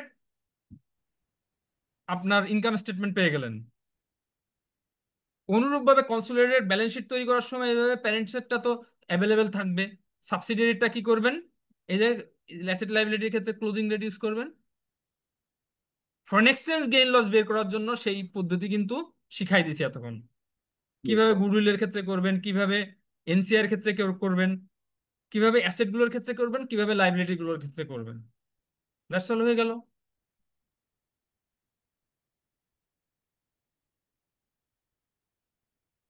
is that clear? Yes sir. Sir average রেটটা কি স্যার, তাহলে আমরা মানে ইনকাম এক্সপেন্সেস যেটা ওপেনিং আর ক্লোজিং এ দুইটা দিয়ে অ্যাভারেজ করব? না না না না, এভারেজ রেট দিয়ে দেওয়া থাকবে। আপনি এটা কি বললেন? এভারেজ রেট আপনাকে করা লাগবে না তো। এভারেজ রেট মানে এটা 1 মাসের এভারেজ, বা 3 মাসের এভারেজ, বা 1 বছরের এভারেজ, এইভাবে এইভাবে এই ওপেনিং ক্লোজিং অ্যাড করে এভারেজ করবেন। নো, এভারেজ আচ্ছা রেট স্যার, দিয়ে দেওয়া থাকবে পরীক্ষায়। Okay sir. ক্লিয়ার? জি স্যার। ওকে, তাহলে মানে এই হচ্ছিল মোটামুটি আমার ফরেন এক্সচেঞ্জ এর discussion. But this discussion is very much important for your exam purpose, I would say. Please listen to me and follow me. Okay, তা আমি আর একটু ইলাবোরেট করে আপনাদেরকে একটা নোটস আমি দিয়ে দিব। এখানে এই জিনিসগুলো আলোচনা করা আছে, বাট যাতে আপনারা ওই নোটসের ইলাস্ট্রেশন গুলো দেখে আরো ভালো বুঝতে পারেন। হ্যাঁ, ওকে। তার আগে দুটা ওকে কোশ্চিন স্যার। সলভ করব। এই দুটা কোশ্চিন সলভ করব। আমার অনেকগুলা ক্লাস হয়ে গেছে, হয়তো বা আর একটা সেশন দিলেও দিতে পারে। আর একটা সেশন যদি দেয়, আমরা শুধু ব্যাস কোশ্চিন সলিউশন করব। ওই দিন আর কোনো স্পেসিফিক অ্যাকাউন্টিং স্ট্যান্ডার্ডের পর বা কোনো স্পেসিফিক চ্যাপ্টার আলোচনা হবে না। ওই দিন শুধুমাত্র আমরা আইসিএবি তে যে লাস্ট সেশনে যে কোশ্চিনটা আসছে, ওই কোশ্চিনটা সলিউশন করব। ওকে, ওকে স্যার। যাতে আপনাদের কনফিডেন্সটা আরো আসে যে ওকে, কোশ্চিন গুলো কিভাবে আমরা সলভ করব। ওকে,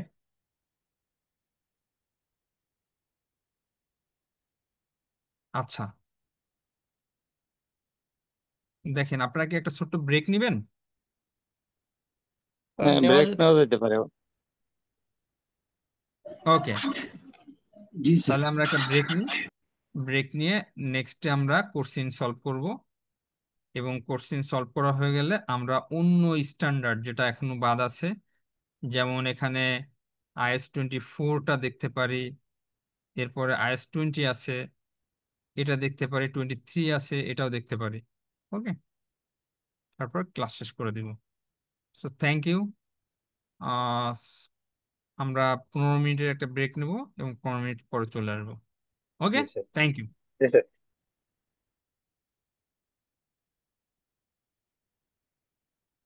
আমরা ক্লাস রিস্টার্ট করতে যাচ্ছি। দেখেন, এখানে দুটা এক্সাম স্ট্যান্ডার্ড কোশ্চিন দেওয়া আছে। আমার কথা শুনতে পাচ্ছেন? জি স্যার। ওকে, এই কোশ্চিন দুটো আমরা সলভ করব। দেখেন, দেন আমরা অন্য ডিসকাশনে চলে যাব। 1 জানুয়ারি 2027, sorry, 2017, Khan Industry owned the contract to provide service to a client, ABC Incorporation, which is based in Japan. The contract specified that service should be invoiced twice a year, and that invoices should be denominated in Japanese yen. Khan Industry sent an invoice for 220,000 yen. That means say invoice করতে হচ্ছে তাকে ইয়েনে, on 30th of April 2017. And another invoice 180,000 on 31st October 2017, right? ABC Incorporation experienced financial difficulties during the year, but following refinancing was able to pay Khan Industry 2000, sorry, 250,000 on 31st December 2017. The invoice were recorded using the relevant exchange rate on the invoice date. তাহলে এখন দেখেন,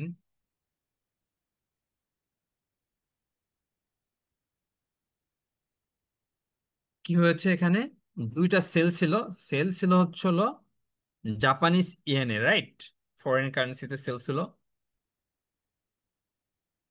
একটা হলো 30 April, আরটা হলো 31 October. এখন দেখেন, on 31 December A cash receipt, 31 ডিসেম্বরে সে ক্যাশ রিসিপ্ট করছে 250,000 yen, was translated at the exchange rate at that date of এত। তার মানে স্পট এক্সচেঞ্জ রেটে সে রেকর্ড করছে। That is correct. The cash receipt was set first against the 30 April 2017 invoice. তার মানে cash রিসিপ্টটা ধরে নেওয়া হবে আগে যেটা ডেলিভারি দেওয়া হয়েছে ওইটা আগে পেয়েছে টাকা, সেটা এখানে বলা আছে, হুইচ সেটেল ইন ফুল। এর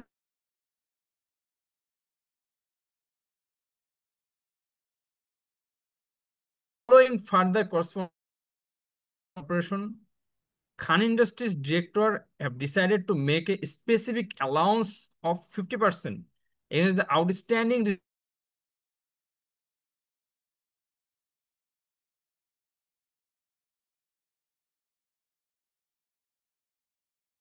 বাফারিং হচ্ছে মনে হয়, আমরা মাঝে মাঝে শুনতে পাচ্ছি।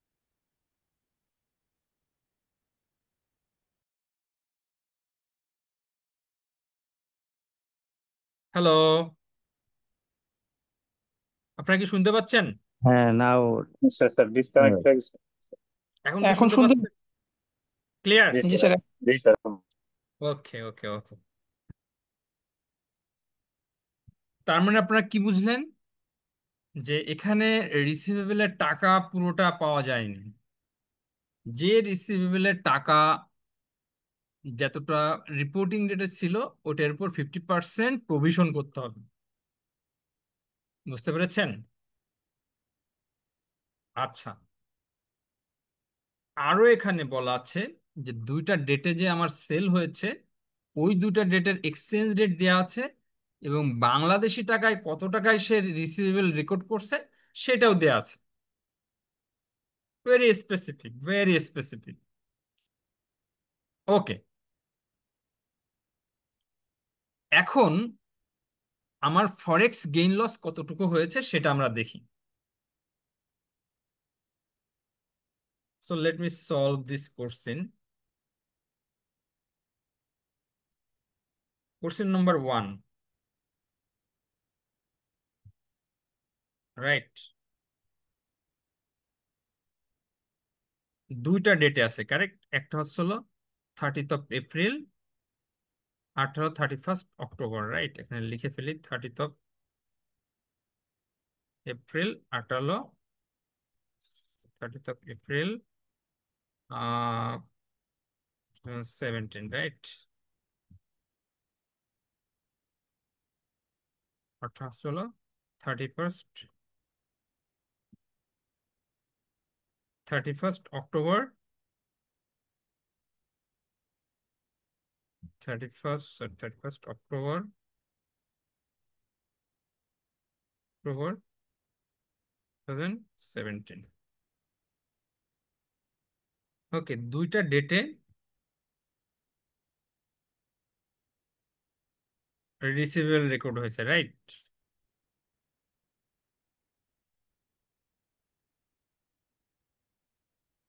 একটা রেকর্ড হয়েছে হলো 2,08,000 বিজিটি, রাইট? এখানে টাকা দিই। আর একটা রেকর্ড হয়েছে 1,55,000, রাইট? তো দেখেন,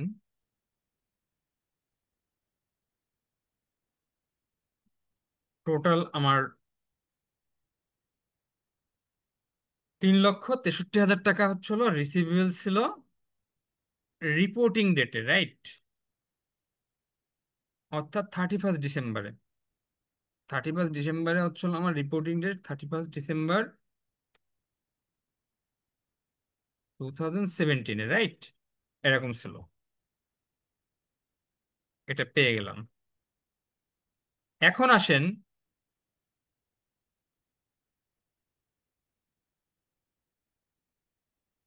এর ভিতর আমি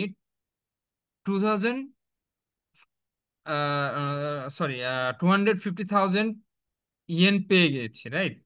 250,000 ইয়েন আমার পেয়ে গিয়েছি। তাহলে আমার ফরেন এক্সচেঞ্জ গেইন লস আমাকে হিসাব করতে হবে। 31 ডিসেম্বরে এক্সচেঞ্জ রেট কত আছে? এখন আসেন, 31 ডিসেম্বরে আমার, এটা ভুল আছে, এই টাকা হচ্ছে হলো ইনিশিয়ালি আমার আহ, মানে ছিল, রাইট? টোটাল, এটা হলো টোটাল। এখন আসেন 31 ডিসেম্বরে এটা রেকর্ড করতে হবে।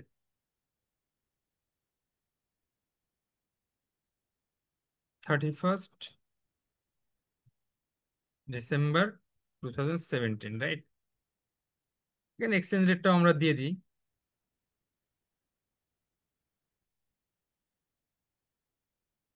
ওকে,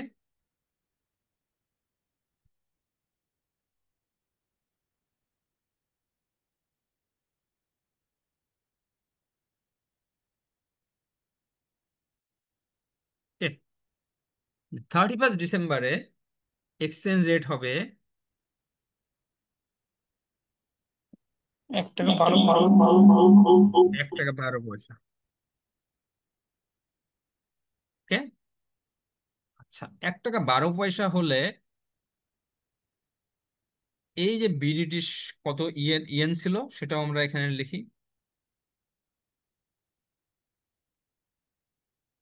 এটা রিসিভেবল, তাই না?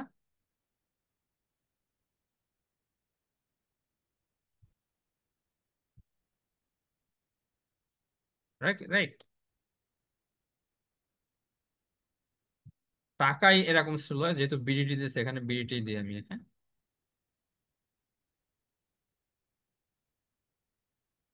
ইয়েন,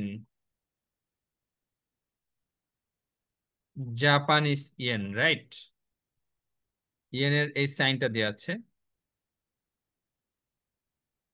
ওকে,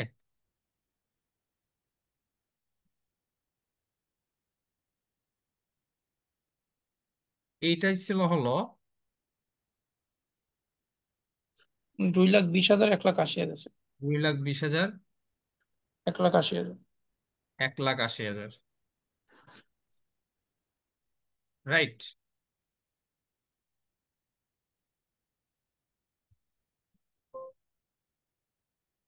টোটাল কত ছিল? 3 লাখ। 4 লাখ। তাহলে 4 লাখ ইয়েন ছিল, কারেক্ট। এই হলো পিকচার ছিল। তাহলে এই বিডিটি, এই ইয়েনকে যখন আমি বিডিতে নিব, এই 4 লাখ ইয়েন ঠিক আছে, কিন্তু বিডিটি হয়ে গেছে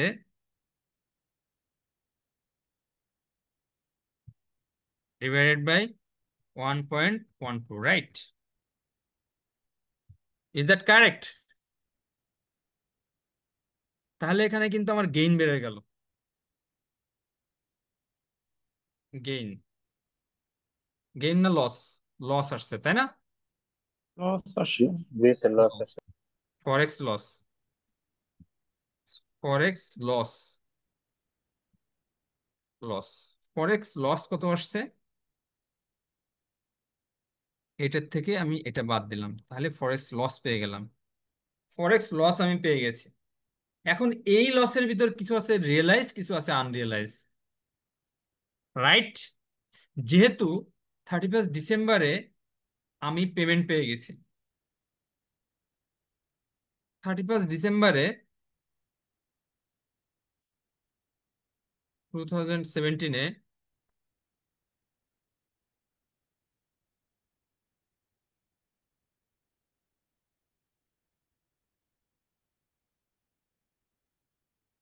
রিসিপ্ট,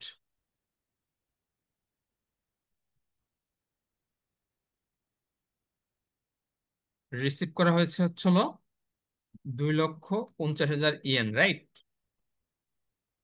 যেটা সমপরিমাণ বিডিটি ছিল। এই যে এইটাই, এই এক্সচেঞ্জ রেটটাই দিই। Receivable, receipt from receivable, receipt from receivable, AR সংক্ষেপে দিলাম, হ্যাঁ।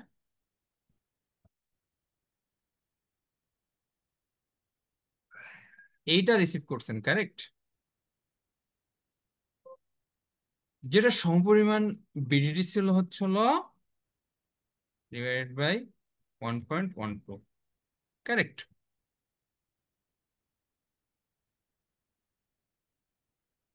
ওকে, তাহলে ব্যালেন্স কতটুকু?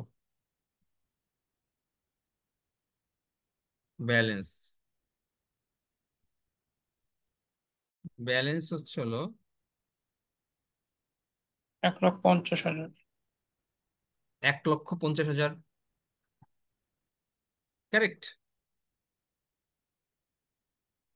Closing rate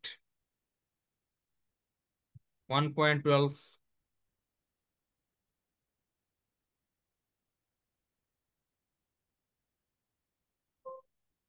correct? এইটা হচ্ছিল আমার ব্যালেন্স, 1,33,000 ব্যালেন্স। তাহলে ফরেক্স লসটা কিন্তু আমার, এটা রিয়েলাইজ আর আনরিয়েলাইজ হোক, এটা কিন্তু বিষয় না। ফরেক্স লস আমার টোটালটাই পিএনএল এ চলে যাবে, দ্যাটস অল। বুঝাইতে পেরেছি? ফরেক্স লসটা টোটালটাই পিএনএল এ চলে যাবে। আপনি যদি রিয়েলাইজ বলেন, রিয়েলাইজ হচ্ছে হলো এই 2,50,000 এর সমপরিমাণ যতটুকু সেতটুকু রিয়েলাইজ। এটাকে রিয়েলাইজ আনরিয়েলাইজে ভাগ করতে পারি, কোনো সমস্যা নেই।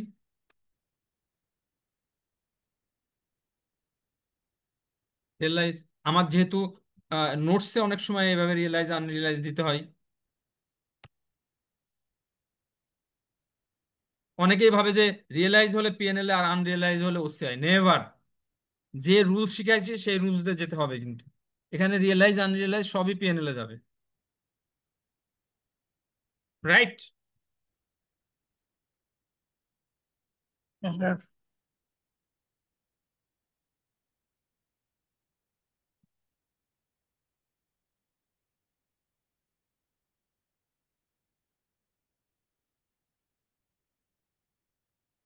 ওকে, বাদ বাকিটা আনরিয়েলাইজ।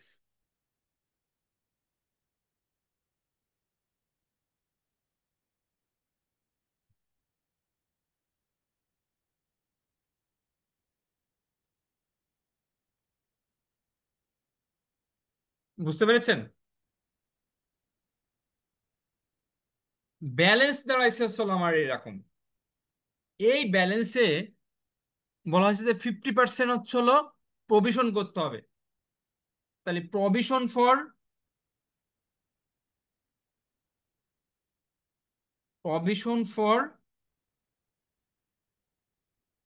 রিসিভেবল, কত হবে? This amount into 50%, that's all. হয়ে গেল আমাদের। তাহলে রিসিভেবলের ব্যালেন্স কত থাকতেছে আফটার প্রভিশন?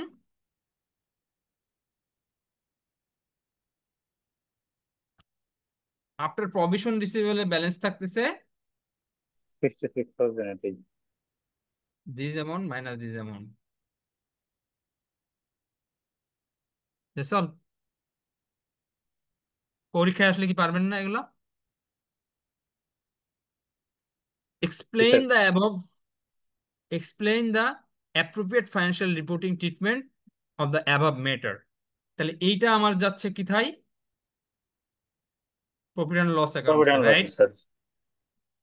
পিএনএল এ ধরেন এই ট্রানজেকশনটা আপনার অ্যাডজাস্টমেন্ট দেয়নি, তাহলে আপনার এটা পিএনএল নিয়ে যেতে হবে। ওকে, প্রভিশন যেটা করছেন এটাও কি পিএনএল নিতে হবে না? এই প্রভিশন এতটুকু, অফকোর্স। জি স্যার।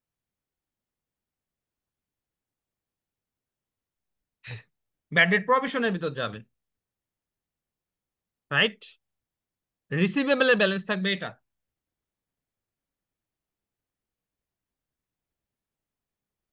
ক্লিয়ার? জি sir. yes, okay, sir. That's all, nothing else.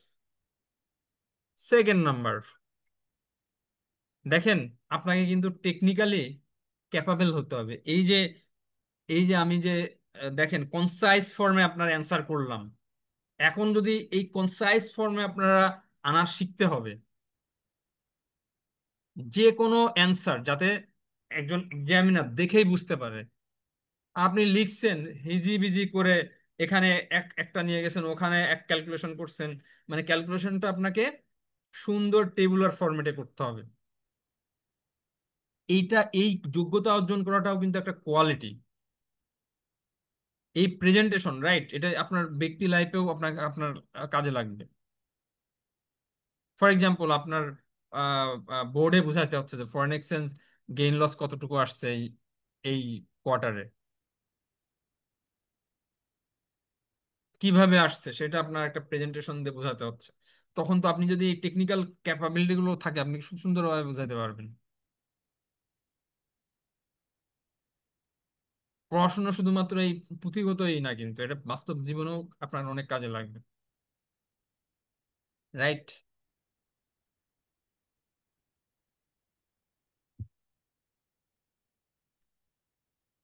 Okay, next one, question number 2। এটা আপনারা পারবে না হোপসো। সিমিলার একটা ইলাস্ট্রেশন গত ক্লাসে আমি দেখিয়েছি। Aspire took out a foreign currency loan of 5 million, 5 million dinar at a fixed interest rate of 8% on 1st May 2013। সময় এখন অনেক গড়াইছে, এই জন্য এখানে 2023 করে দিই। ও আচ্ছা, এটা তো পিডিএফ এ, 2013 ধরলাম। Interest is paid at the end of each year. The loan will be repaid after 2 years on 30th of April 2015. The interest rate is the current market rate for similar 2-year fixed interest loans. Aspire requires advice on how to account for the loan and interest in the financial statement for the year ended 30th of April 2014. Aspire has a financial statement year end 30th of April 2014, and average currency exchange rate for the year is not materially differ from the actual rate. Exchange rate 1st May 2013, 30th of April 2014. Average exchange rate for the year ended 30th of April 2014, 5.6. Explain the appropriate financial reporting treatment of the above matter. কি বুঝলেন? Aspire 5 মিলিয়নের একটা তার loan ছিল, যেটা দিনারে নিছে, right? মানে একটা foreign loan আছে। এটা কিন্তু বাংলাদেশে অনেক লোকাল কোম্পানিরও আছে ফরেন লোন, জি স্যার। তাই না? আপনারা যারা গ্রুপ অফ কোম্পানিতে জব করেন বিভিন্ন জানেন যে যে ফরেন লোনের ইন্টারেস্ট রেট নর্মালি কম হয়, তাই না? কিন্তু জি অনেক স্যার, কোম্পানি নিয়ে আবার বিপদেও পড়ছে ফরেন এক্সচেঞ্জ এর কারণে, এক্সচেঞ্জ রেটের ডলারের দাম কারণে স্যার। বেড়ে যাওয়ার কারণে, তাই না? জি স্যার। আচ্ছা, তাহলে 8% হচ্ছিল ইন্টারেস্ট রেট ছিল। এরপরে কি হয়েছে? বলছে যে interest is interest rate is the current market rate for similar 2-year fixed interest loan. Aspire required that advice to how to account for the loan interest and financial statement. আচ্ছা, ওকে, very simple. Exchange রেটটা দিয়ে আছে, ওকে। আর আহ, এখানে effective interest rate TET কিছুই বলা নেই, তার মানে এটাই ধরে নিতে হবে ইফেক্টিভ ইন্টারেস্ট রেট, ওকে। তাহলে এখান থেকে ফরেন এক্সচেঞ্জ গেইন লস কতটুকু আসছে সেটা আমরা বের করি। আচ্ছা, ফার্স্টে হলো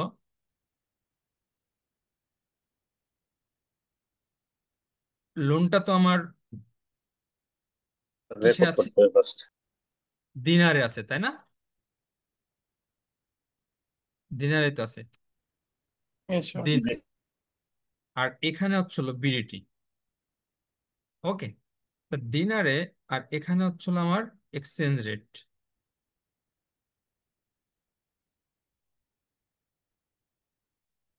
এক্সচেঞ্জ রেট। ওকে, এখানে আসছিল ডেট। ফার্স্টে লোনটা যখন নেওয়া হয়েছে 1 মে 2013, রাইট? 1 মে 2013, ওই দিনে এক্সচেঞ্জ রেট ছিল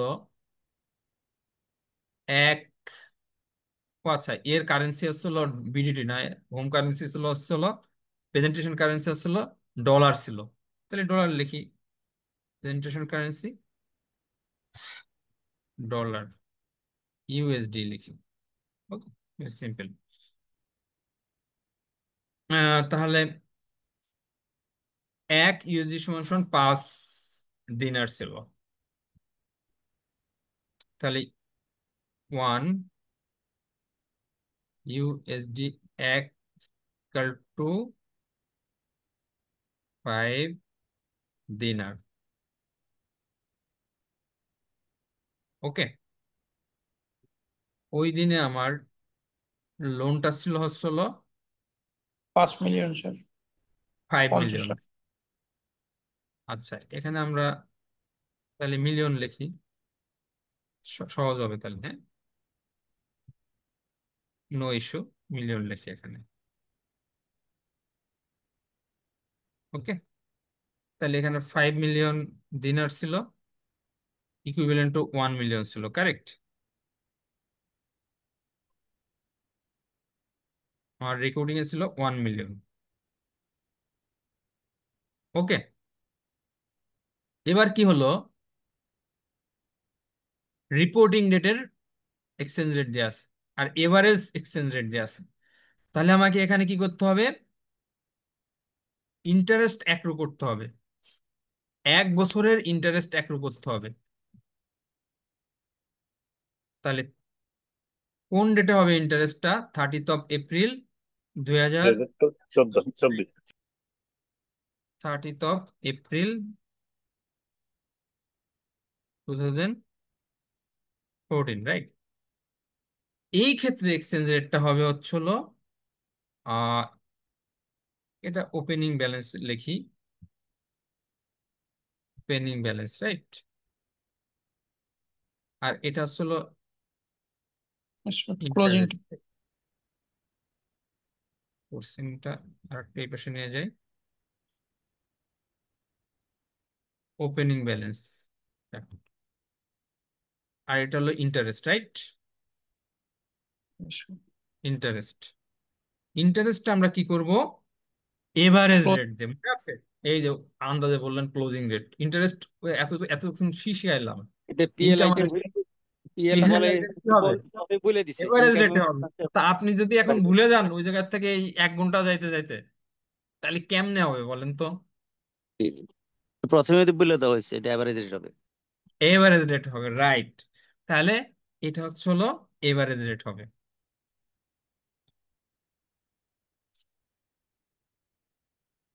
এটা আপনারা মনে কষ্ট নিয়েন না আবার, ঠিক আছে? যে স্যার একটু বকা টাকা দেয়, ফর ইউর বেটারমেন্ট, রাইট? যাতে আপনাদের মনে থাকে জিনিসটা। হ্যাঁ, ওকে, তাহলে আমার ইন্টারেস্টটা তো ক্যালকুলেট করতে হবে, রাইট? ইন্টারেস্ট কোন কত রেটে? 8%, রাইট? 8%। তাহলে এটার 8% নিলাম।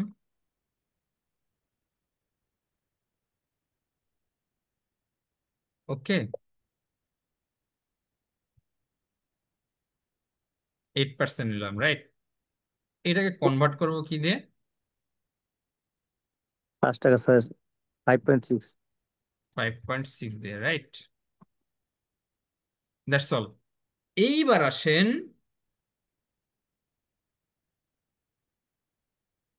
এইবার কি হয়েছে দেখেন,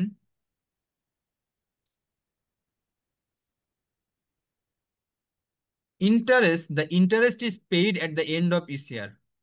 ইন্টারেস্ট কিন্তু প্রত্যেক বছরে পেমেন্ট করে দেওয়া হয়, আন্ডারস্টুড?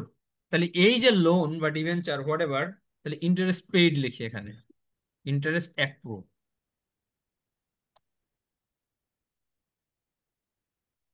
Accrued, right? এটা ইন্টারেস্ট অ্যাক্রুড।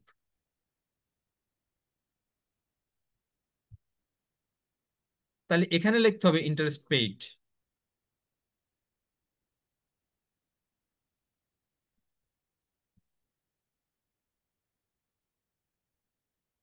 এইটার আবার দেখেন এটা কি হচ্ছে, এইটার এক্সচেঞ্জ রেট কিন্তু সেম থাকবে না, এটা কিন্তু স্পট রেটে হবে। Goat this point? কোনো কিছুর পেমেন্ট বা রিসিপ্ট জি যেটা স্যার। করেন সেটা তো স্পট রেটে হবে। জি স্যার। এটা কিন্তু ইনকাম এক্সপেন্স না, এটা হচ্ছিল পেমেন্ট রিসিপ্ট, এটা স্পট রেটে হবে। তাহলে স্পট রেট কত ছিল?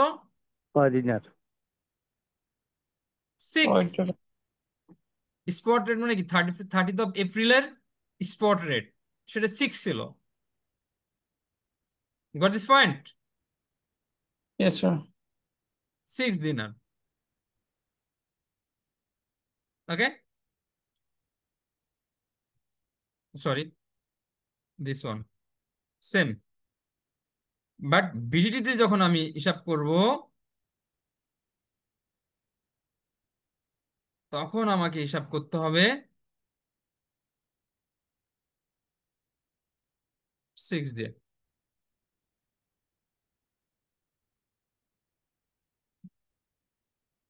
তাহলে দেখেন অলমোস্ট আরো আরো স্যার নিতে সিক্স হবে। সেভেন আসে, 0.067 আসে। এই যে এভাবে করতে হবে, আমরা মিলিয়নে না নিয়ে এই জন্য থাউজেন্ডসে নিলে ভালো হতো, তাই না? জি স্যার। জিনিসগুলা থাউজেন্ডসে নিলে ভালো হতো। মিলিয়নের নিচে নিলাম, সমস্যা কি, আর একটু ঘর বাড়াই দিলাম। ওকে, 3 ঘর নিলাম। এইবার আসেন, এই যে লোনের পরিমাণ কত হলো সেটা আমরা রেকর্ড করি। এটা আসলে ওপেনিং ব্যালেন্স ছিল, কারেক্ট? জি yes sir. Sir.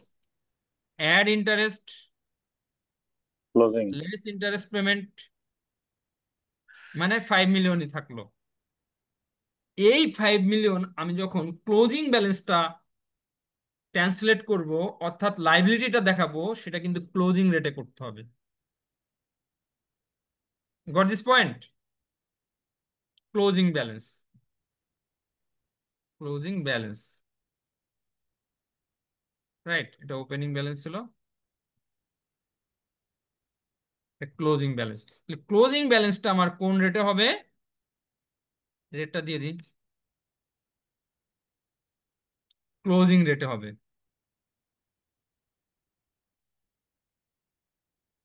Divided by 6। Understood?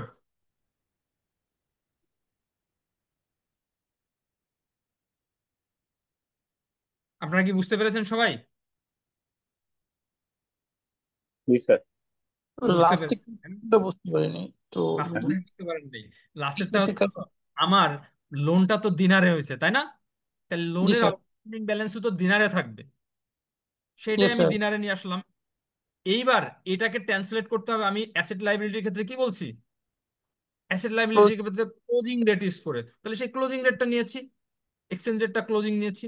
Exchange রেটটা ক্লোজিং কিভাবে পেয়েছি, এখানে এই যে আছে, তাই 30th of April। Clear? Yes, sir. Okay, yes sir.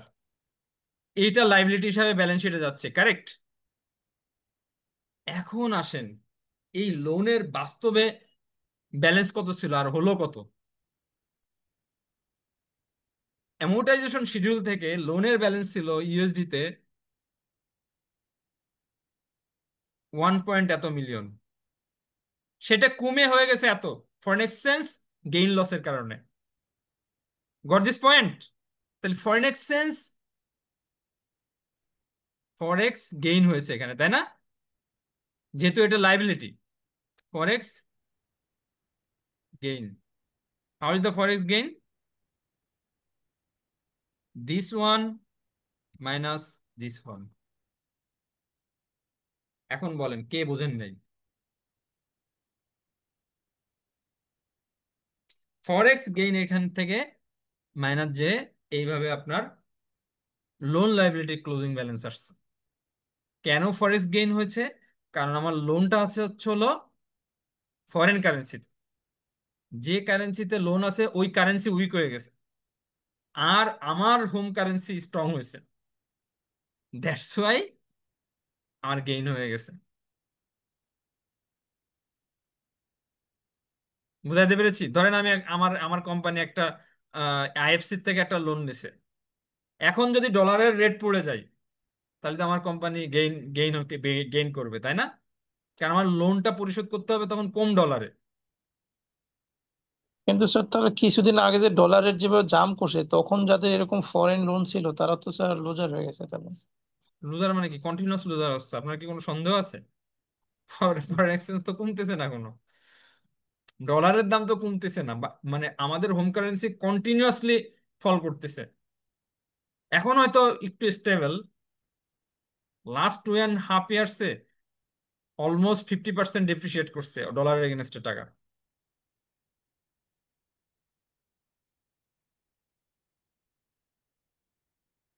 আপনারা কি সবাই বুঝতে পেরেছেন? জি সবাই স্যার। কি বুঝতে পেরেছেন? পরীক্ষায় আসলে কি পারবো না আমরা? স্যার বলবো আরো স্যার বেশি করতে পারলে তাহলে স্যার পারবো, নাহলে পারবো না। হ্যাঁ, আরো অনেক বেশি প্র্যাকটিস করা লাগবে তাহলে পারবো। স্যার প্র্যাকটিস তো অঙ্কটা করতেই হবে। অঙ্কটা সলিউশনটা আমাদের ইয়েতে দিয়ে দেন, চ্যাট হ্যাঁ বক্সে। অবশ্যই, আরে অবশ্যই দিব। এই যে এটা আপনার পিএনএল এ যাবে, রাইট? প্রফিট অ্যান্ড লস অ্যাকাউন্টসে গেইন হিসাবে ব্যালেন্স শিটে এটা থাকবে, তাই না?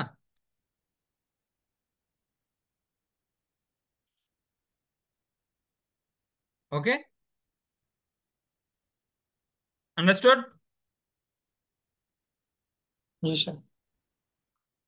আপনাদের কি IS-24 তো আছে, তাই না? IS-24 আছে, রিলেটেড পারি আছে। আছে রিলেটেড পার্টি, এবং এটা ভেরি ইম্পর্টেন্ট, আমি দেখছি এখান থেকে কোশ্চেন আসছে।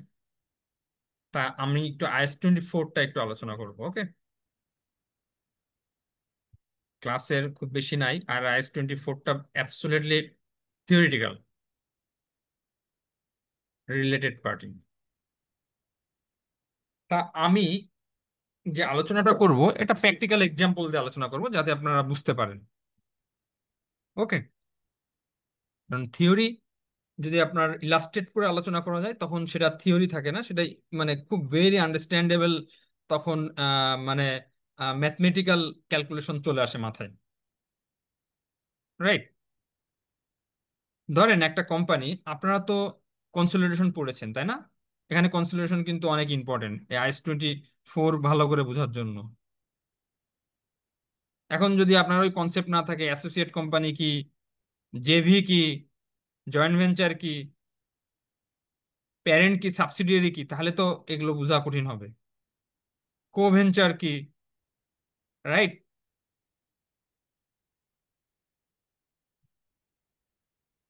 হোপসো সবাই পড়েছেন। যেহেতু আমি কনসিডারেশন নিইনি, সুতরাং অপোজিট আমার যে টিচার নিছে এবং আপনারা সেটা শিখছেন অনেক ভালো করে, হোপসো।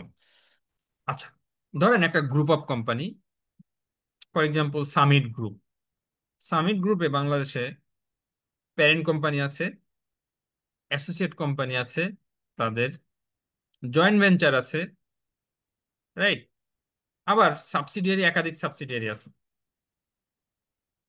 ধরেন এই গ্রুপে প্যারেন্টস আছে, সাবসিডিয়ারি আছে, অ্যাসোসিয়েটস আছে, জেভি আছে, রাইট? অবশ্যই কোম্পানির কিছু কি ম্যানেজমেন্ট পার্সোনাল থাকে, আবার তাদের ইমিডিয়েট ফ্যামিলি মেম্বার থাকে। এই কি management personnel immediate family member থাকে, ওকে? তো ফার্স্টে আমি এইগুলো নিয়ে আলোচনা করি, parent, subsidiary, associate, joint venture. Parent, subsidiary, associate, joint ভেঞ্চারের ক্ষেত্রে বলা আছে যে কোন একটা গ্রুপের যে প্যারেন্ট কোম্পানি থাকবে এবং তার সাবসিডিয়ারি, রাইট? সাবসিডিয়ারি এরা প্রত্যেকে একে অপরের রিলেটেড পার্টি। রিলেটেড পার্টির ক্ষেত্রে first you need to identify who are the related party, what entities are the related party for the company. ফার্স্টে আপনাকে আইডেন্টিফাই করতে হবে কারা রিলেটেড পার্টি, একটা কোম্পানির জন্য কারা রিলেটেড পার্টি সেটা আপনাকে আইডেন্টিফাই করতে হবে। তো সেই ডিসকাশনের থেকে আসছে যে একটা কোম্পানি যদি তার যদি কোনো সাবসিডিয়ারি থাকে, এক বা একাধিক সাবসিডিয়ারি থাকে, অথবা ওই কোম্পানি যদি কোনো প্যারেন্টের আন্ডারে থাকে, তাহলে এই যে প্যারেন্ট সাবসিডিয়ারি তার সাবসিডিয়ারি এরা প্রত্যেকে একে অপরের রিলেটেড পার্টি। আমি ধরে নিলাম এটা সামিট পাওয়ার, সে হচ্ছিল প্যারেন্ট কোম্পানি, সামিট কমিউনিকেশন হচ্ছিল তার একটা সাবসিডিয়ারি, সামিট পোর্ট অ্যালায়েন্স হচ্ছিল আর একটা সাবসিডিয়ারি। তাহলে এরা প্রত্যেকেই একে অপরের রিলেটেড পার্টি। ক্লিয়ার? এখন আসেন, এই সামিট গ্রুপের একটা অ্যাসোসিয়েট আছে, অ্যাসোসিয়েট A1, আবার আরেকটা অ্যাসোসিয়েট আছে অ্যাসোসিয়েট A2। সে আবার সামিটের একটা সাবসিডিয়ারি আছে তার অ্যাসোসিয়েট, সে ডাইরেক্ট অ্যাসোসিয়েট না, সামিটের একটা সাবসিডিয়ারি আছে তার অ্যাসোসিয়েট।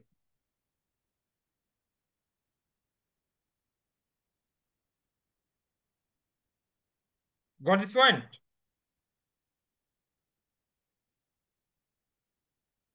এই ক্ষেত্রে কি বলেছে, প্যারেন্ট কোম্পানির, যদি আপনি প্যারেন্ট কোম্পানির রিলেটেড পার্টি চিন্তা করেন, তাহলে প্যারেন্টসের ডাইরেক্ট যে অ্যাসোসিয়েট থাকবে সে রিলেটেড পার্টি, প্যারেন্টসের যে ডাইরেক্ট জেবি থাকবে, জয়েন্ট ভেঞ্চার থাকবে, সেও রিলেটেড পার্টি। ক্লিয়ার? প্যারেন্টসের ডাইরেক্ট অ্যাসোসিয়েট হলে সে রিলেটেড পার্টি, ডাইরেক্ট জেবি হলে সে রিলেটেড পার্টি। কিন্তু প্যারেন্টসের সাবসিডিয়ারির থ্রুতে যদি কোনো অ্যাসোসিয়েট হয়, সে রিলেটেড পার্টি হবে না, যদি না তার indirect share holder, share holding, indirect share holding বোঝেন তো, অর্থাৎ প্যারেন্ট এটার এই সাবসিডিয়ারিটার 100% শেয়ার হোল্ড করে, আবার এই সাবসিডিয়ারি এই অ্যাসোসিয়েটসের 30% শেয়ার হোল্ড করে, তাহলে কিন্তু এ অটোমেটিকলি প্যারেন্টসের অ্যাসোসিয়েট হয়ে যাবে। আবার প্যারেন্ট যদি এই সাবসিডিয়ারির 60% হোল্ড করে আর এই সাবসিডিয়ারি যদি এর 25% হোল্ড করে, তাহলে কিন্তু ইনডিরেক্ট হোল্ডিং 20%-এর নিচেই চলে আসে। সেই ক্ষেত্রে এই A2 রিলেটেড পার্টি হবে না, কারণ A2 অ্যাসোসিয়েট না। ইনডিরেক্ট অ্যাসোসিয়েট যদি হতো তাহলে আমি এটাকে রিলেটেড পার্টি ধরে নিতাম, যেহেতু সে A2 ইনডিরেক্ট অ্যাসোসিয়েট না, তাই আমার রিলেটেড পার্টি না। আমি কি বুঝাইতে পেরেছি? প্যারেন্টসের ডিরেক্ট ডিরেক্ট যদি অ্যাসোসিয়েট হয় অবশ্যই related party, even indirect associates হলো related party. But indirect associate যদি না হয়, শুধু সাবসিডিয়ারি অ্যাসোসিয়েট হয়, সেই ক্ষেত্রে রিলেটেড পার্টি হবে না। প্যারেন্টসের ডিরেক্ট জেবি হলে রিলেটেড পার্টি। প্যারেন্টসের ইনডাইরেক্ট ভেরি পার্টি হচ্ছে সিম্পল। 30% হোল্ড করতে হবে না? ওকে, 20%। সরি, স্যার 20% প্যারেন্টস নিচে হলে তার আসবে না স্যার, অ্যাসোসিয়েটের কথা বলছিলাম স্যার। অ্যাসোসিয়েটের কথা, হ্যাঁ অবশ্যই 20% বা তার বেশি শেয়ার হোল্ডিং, এইগুলো তো আমি বললাম যে এগুলো আপনাকে জানতে হবে, নাহলে এই ডিসকাশন কিন্তু আপনার জন্য টাফ হয়ে যাবে। এখন যদি বলেন স্যার আমি স্যার জয়েন্ট ভেঞ্চার বুঝি না, তাহলে কিন্তু আমাকে আবার ওই কনসলিডেশন আপনাকে শিখাইতে হবে, কারণ accounting standard inter related, right? Joint venture কি বলেন, tell me.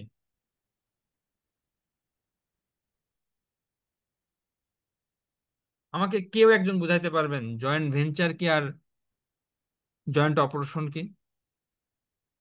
Anyone?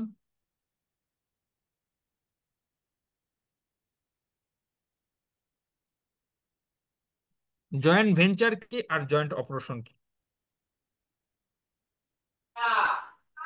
Accounting process আমি বাদই দিলাম, দুইটা অ্যাকাউন্টিং প্রসেস কিন্তু দুই রকম।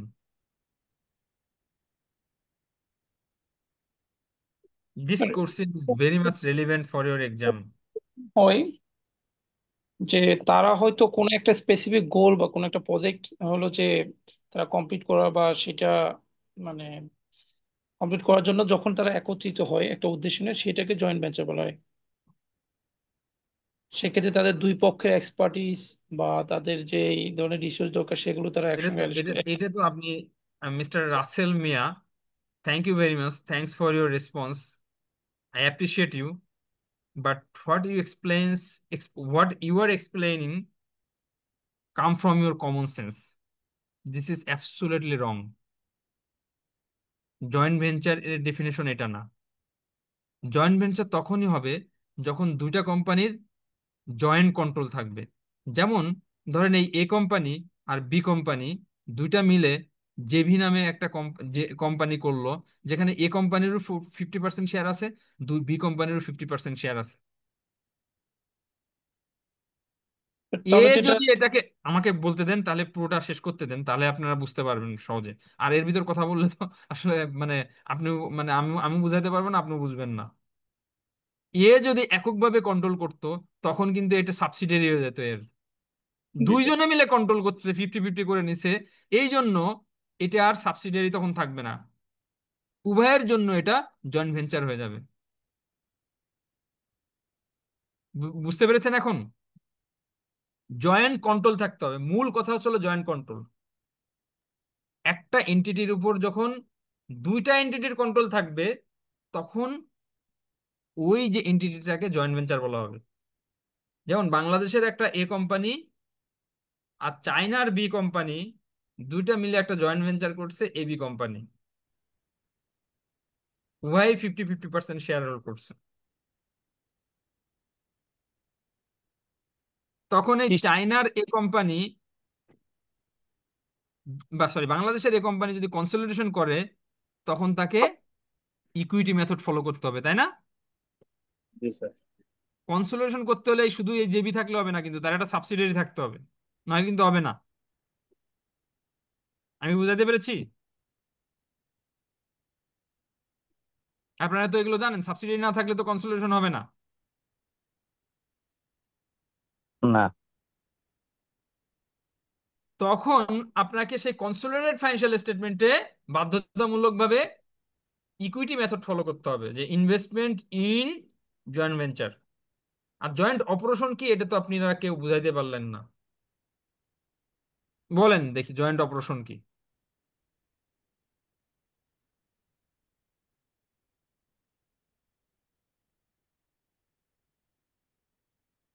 এই ডিসকাশন এই লেভেলে কিন্তু এক্সপেক্ট করি না, কারণ আপনারা কিছুদিন পরে এক্সাম দিতে যাবেন এবং এগুলো পরীক্ষায় আসে, আপনাদের খুব হারেমশায় আসে। জয়েন্ট অপারেশন হচ্ছে হলো কোনো লিগ্যাল এন্টিটি থাকবে না। ধরেন এখানে জেবি আমি একটা কোম্পানি বলছি, তাই না? এটা একটা লিগ্যাল এন্টিটি। যদি এরকম হয় এ এ আর বি মিলে একটা প্রজেক্ট করছে, একটা ফ্লাইওভার তৈরি করতেছে, রাইট? ফ্লাইওভার দুইটা কোম্পানি মিলে ইনভেস্ট করছে। এ 50% ইনভেস্ট করছে, বি 50% ইনভেস্ট করছে। ফ্লাইওভারের প্রজেক্টের টোটাল খরচ হয়েছে 500 কোটি টাকা। মেয়র হানিফ ফ্লাইওভার যেমন, এই ফ্লাইওভার থেকে একটা ইনকাম আসবে, রেভিনিউ আসবে তাদের। এই রেভিনিউটা উভয় 50-50% করে ভাগ করে নিবে। ফ্লাইওভারের কিছু মেনটেনেন্স কস্ট আছে, সেটা উভয় 50-50% করে নিবে।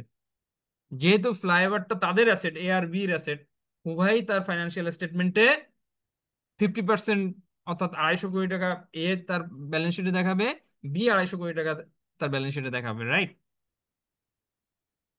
এইটার অ্যাকাউন্টিং প্রসেস হলো প্রপোর্শনেট মেথড অনুযায়ী। তাহলে জয়েন্ট অপারেশনের ক্ষেত্রে নির্দিষ্ট কোনো লিগ্যাল এন্টিটি থাকবে না। যেমন আমি এই যে ফ্লাইওভারের উদাহরণ দিলাম, দুইটা দেশের ভিতর দিয়ে একটা পাইপলাইন চলে গেছে। এই pipeline itself is not a company, it's a asset, but it's a huge asset, right? যেমন মেট্রো রেল, মেট্রো এটা রেল তো ইজ নট এ কোম্পানি। কি করছিল তারা দুইজন, কি তাহলে স্যার জয়েন্ট অপারেশন? হ্যাঁ, অফকোর্স। জয়েন্ট অপারেশন, যদি আমি জানি না মেট্রো রেল আলাদা কোম্পানি কিনা জানি স্যার না। এক্সপ্রেসওয়েটা যেমন এক্সপ্রেসওয়ে ইটাল থাই আর একটা চাইনিজ কোম্পানি, দুইটা মিলে করতেছে। হ্যাঁ, তাহলে ওটা জয়েন্ট অপারেশন।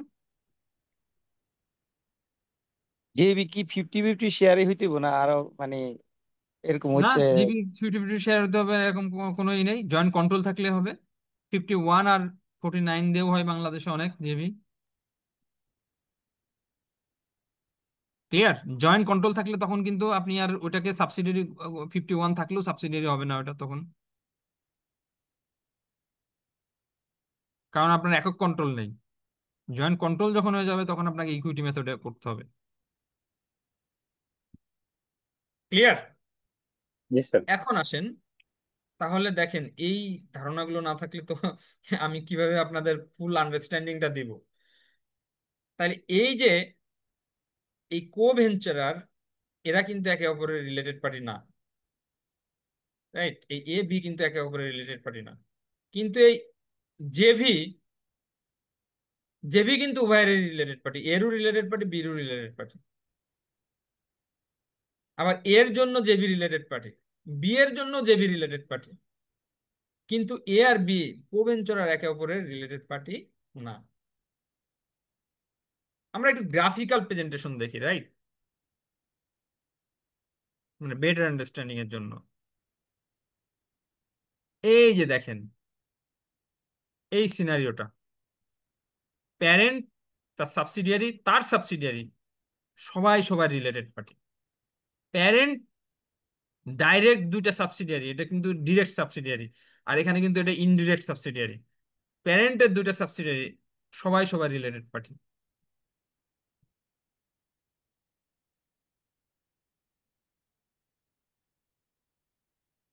জয়েন্ট ভেঞ্চার, এই যে জয়েন্ট ভেঞ্চার, জয়েন্ট কন্ট্রোল আছে, এ আর বি এর জয়েন্ট কন্ট্রোল S1 এর উপর। এ আর বি রিলেটেড পার্টি না, বাট এরা এরা একে অপরের related party. Significant influence related party. একটা কোম্পানির ডিরেক্টর, কি ম্যানেজমেন্ট এমপ্লয়ি, ওই কোম্পানির জন্য related party. Correct?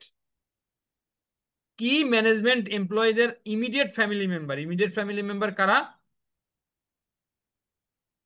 Father, mother, son, partner, এরা হচ্ছিল ইমিডিয়েট ফ্যামিলি মেম্বার, রাইট? তাহলে এই ডিরেক্টরদের ইমিডিয়েট ফ্যামিলি মেম্বারও ওই কোম্পানির রিলেটেড পার্টি।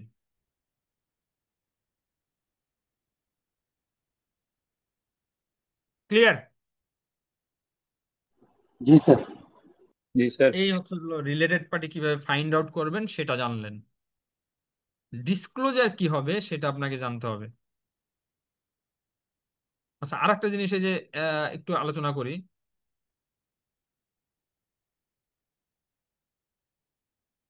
কারা রিলেটেড পার্টি না, দেখতে রিলেটেড পার্টি মনে হলো রিলেটেড পার্টি না, যেমন মেজর কাস্টমার, মেজর সাপ্লায়ার, ফ্রাঞ্চাইজার, এরা কিন্তু মনে হতে পারে আপনার রিলেটেড পার্টি না, এরা কেউ রিলেটেড পার্টি না, কারণ রিলেটেড পার্টির যে ক্রাইটেরিয়া তার ভিতর পড়ে না এরা। ওকে, এখন আসেন রিলেটেড মিস্টার পার্টির জন্য আপনি কি কি ডিসক্লোজার দেবেন। এটা কিন্তু রিলেটেড পার্টি, এই স্ট্যান্ডার্ডটা কিন্তু শুধু ডিসক্লোজার। প্রথমে হচ্ছিল রিলেটেড পার্টির নাম থাকবে, right? Name of the related party. তার সাথে কি ধরনের ট্রানজেকশন হয়েছে সেটা থাকবে। ইভেন ট্রানজেকশন ভ্যালু যদি অনেক কম হয়, ছোট হয়, তা আপনাকে দিতে হবে, রাইট? কারণ রিলেটেড পার্টির যে অ্যামাউন্টটা বাই ডিফল্ট এটা ম্যাটেরিয়াল ধরে নেওয়া হয়। বুঝতে পেরেছেন? 1 টাকার ট্রানজেকশন হলো আপনাকে দিতে হবে। নেচার অফ ট্রানজেকশন, কি নেচারের ট্রানজেকশন হয়েছে, এটা কি সেল, বাই, অ্যাসেট ট্রান্সফার, নাকি কি ম্যানেজমেন্ট এমপ্লয়ীদের বেতন, হোয়াটএভার, সেটা দিতে হবে। Nature of transaction. এই জন্য দেখবেন যে ডিরেক্টরদের স্যালারি, এগুলো কিন্তু কোম্পানির ফাইন্যান্সিয়াল স্টেটমেন্টে ডিসক্লোজ করা থাকে, বিকজ ওই যে কি ম্যানেজমেন্ট এমপ্লয়। এইবার হলো রিলেশনশিপ, তার সাথে রিলেশনশিপ কি, এটা কি parent, subsidiary, associate, joint venture, নাকি কি ম্যানেজমেন্ট এমপ্লয়ি, নাকি ইমিডিয়েট ফ্যামিলি মেম্বার অফ কি ম্যানেজমেন্ট এমপ্লয়ি, এই রিলেশনশিপটাও দিতে হবে। Transaction value during the year তার সাথে কত কি পরিমাণ ট্রানজেকশন করা হয়েছে সেই ভ্যালুটা দিতে হবে। এইবার হচ্ছে হলো আউটস্ট্যান্ডিং যে ব্যালেন্স, তার সাথে কতটুকু পেয়েবল বা রিসিভেবল আছে সেটা দিতে হবে। That's all. এই 5টা ইনফরমেশন আমার রিলেটেড পার্টি ট্রানজেকশনের ক্ষেত্রে মাস্ট। ক্লিয়ার? জি sir. So, related party, this, especially this standard is very big. I think in very concise form, I have taught you, right? And if you listen carefully, of course, you have understood it.